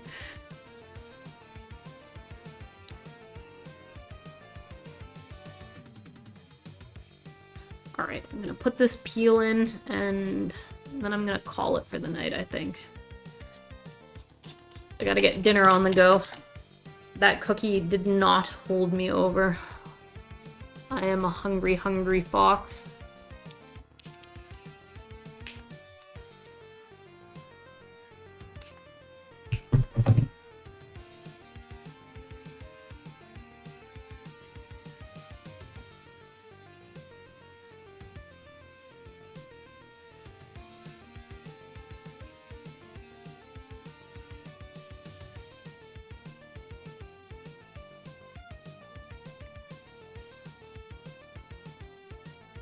Okay, we went too far. We cut it too hard. Gotta bring it back down a little bit.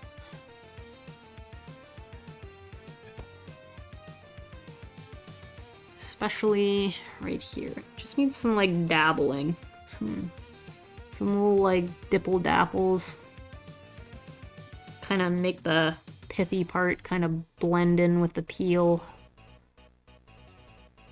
I think the key is not to apply it in strokes, but in little pokes. I'm all about poking textures onto things. Just poke it until it looks good.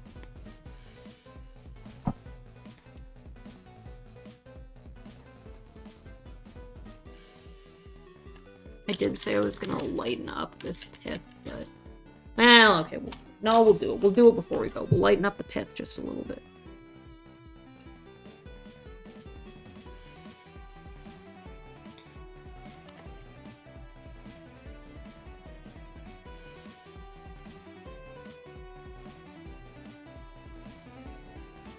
Fox that doesn't eat meat, ironic. Yeah, it is funny. I am a vegetarian fox.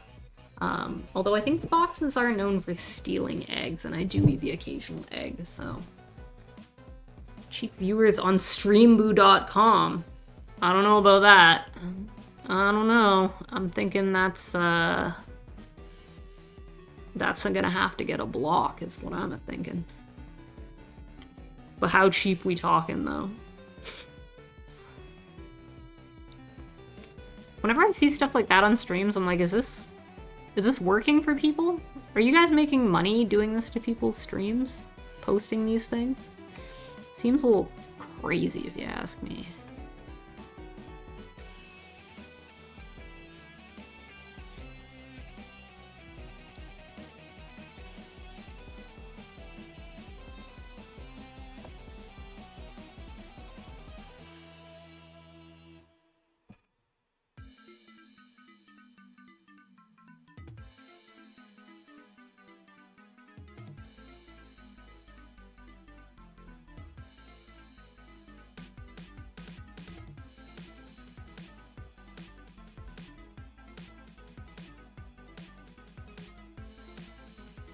Messages are mostly bots, 10 viewers for $1.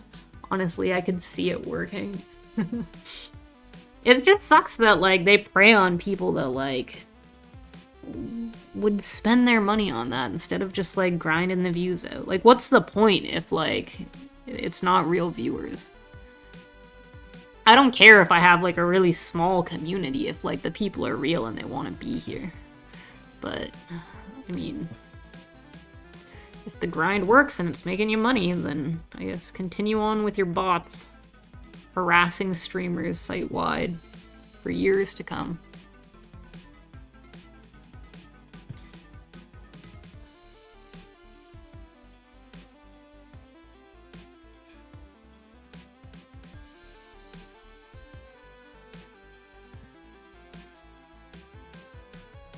Okay, I think that did help a little bit, lightening it up. It looks a lot closer now than it did.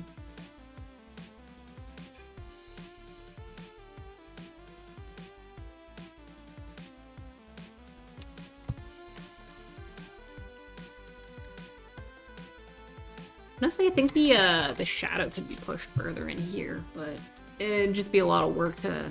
No, you know what? What am I talking about? Just do the thing. Just stick some stuff on there. It's fine. It's not that much work. You're just whining for no reason.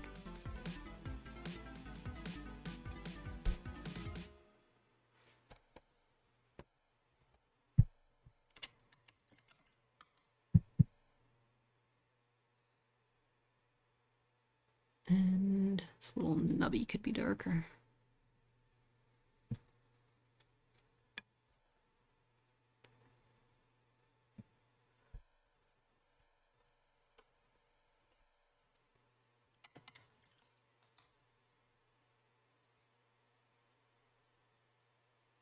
Interesting. Why did my music stop again?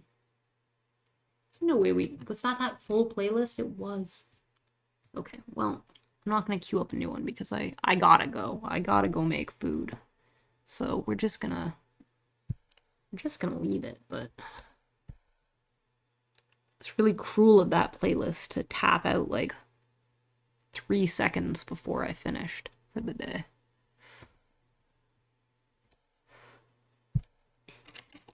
And this line here at the top will look will look a lot nicer once I cut the background in. There's like a shadow here that won't be here when I like cut the proper background in. I could probably... No, it's not. We're doing the background next time. We're doing the background next time. Don't fuss around too much. Get carried away when we're supposed to be cooking din din.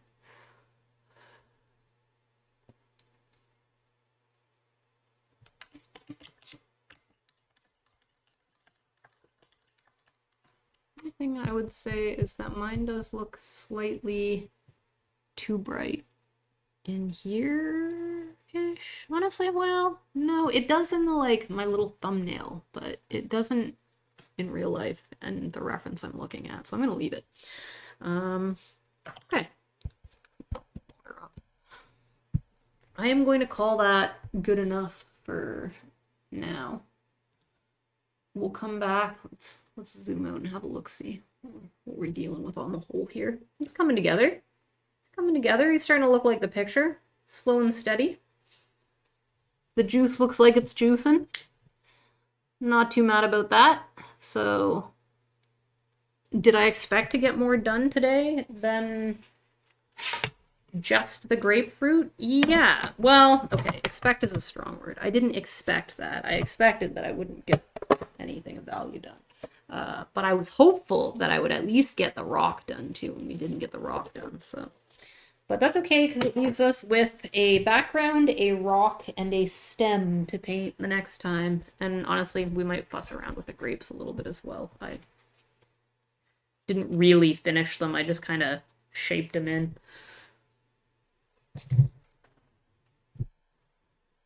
It looks good. Thank you. I'm glad you think so. It's hard when you're all in the nitty-gritty of it to decide if it's coming together or not. I gotta step back from it to decide. But you know what? I'm not mad at it. And for me, that's a good enough. So yeah, the next stream, well, I don't know. If I stream tomorrow, it won't be painting. It will be gaming. So on Saturday, when Goldie is back at work, I might come finish this guy up. So I am off to cook din din. Thank y'all for being here and hanging out. And yeah, hopefully you guys pop back in to see us put the finishing touches on it next time. In my mind's eye, the finishing touches shouldn't take a full stream. It should be pretty quick. But I also didn't think the grapefruit was going to take me this long, and it totally did. So, if it gets done quick on the next stream, then I am going to make the the sheets for my color charts. So we'll be doing some like color mixing and learning some things about pigment together and stuff if anyone is interested. Otherwise, if you guys see me around for gaming, come hang out. We're probably going to try and play some Don't Starve with this Sand Flea McCoy here, who promised that they were not going to set our base on fire when we weren't at home. I don't know if I believe it or not. We'll see if we can trust them. Did I try Marvel Rivals? No, I haven't tried Marvel Rivals. Here's the thing. I recently got into Overwatch. Recently, I'd say like a year. I've spent the last year playing a fair amount of Overwatch. Previously in my life, I was very against Overwatch. Goldie was really into Overwatch, and the entire time he was into Overwatch, it was like back when 1 released. I just ripped it apart. I just shit on it the whole time. I was like, Overwatch sucks. I hate it. I hate its design. I think it's stupid. I don't know why you enjoy playing it. And I was bored one day, and I was like, he loves Overwatch. You know what? He hasn't played it in a long time. I'm gonna download Overwatch 2, and then we'll play some Overwatch together, just because I know he really likes Overwatch. I got way too into it. Way too into it. It's not the kind of game I would usually play, and I should not have gotten that into it, but I did, and we spent the last year playing a lot of Overwatch. The reason why I haven't tried Rivals is because Overwatch took so long for me to learn all of the characters and all of their move sets and all of the maps and have that information like logged in my brain so that when I play it, I can use that information to play the game properly.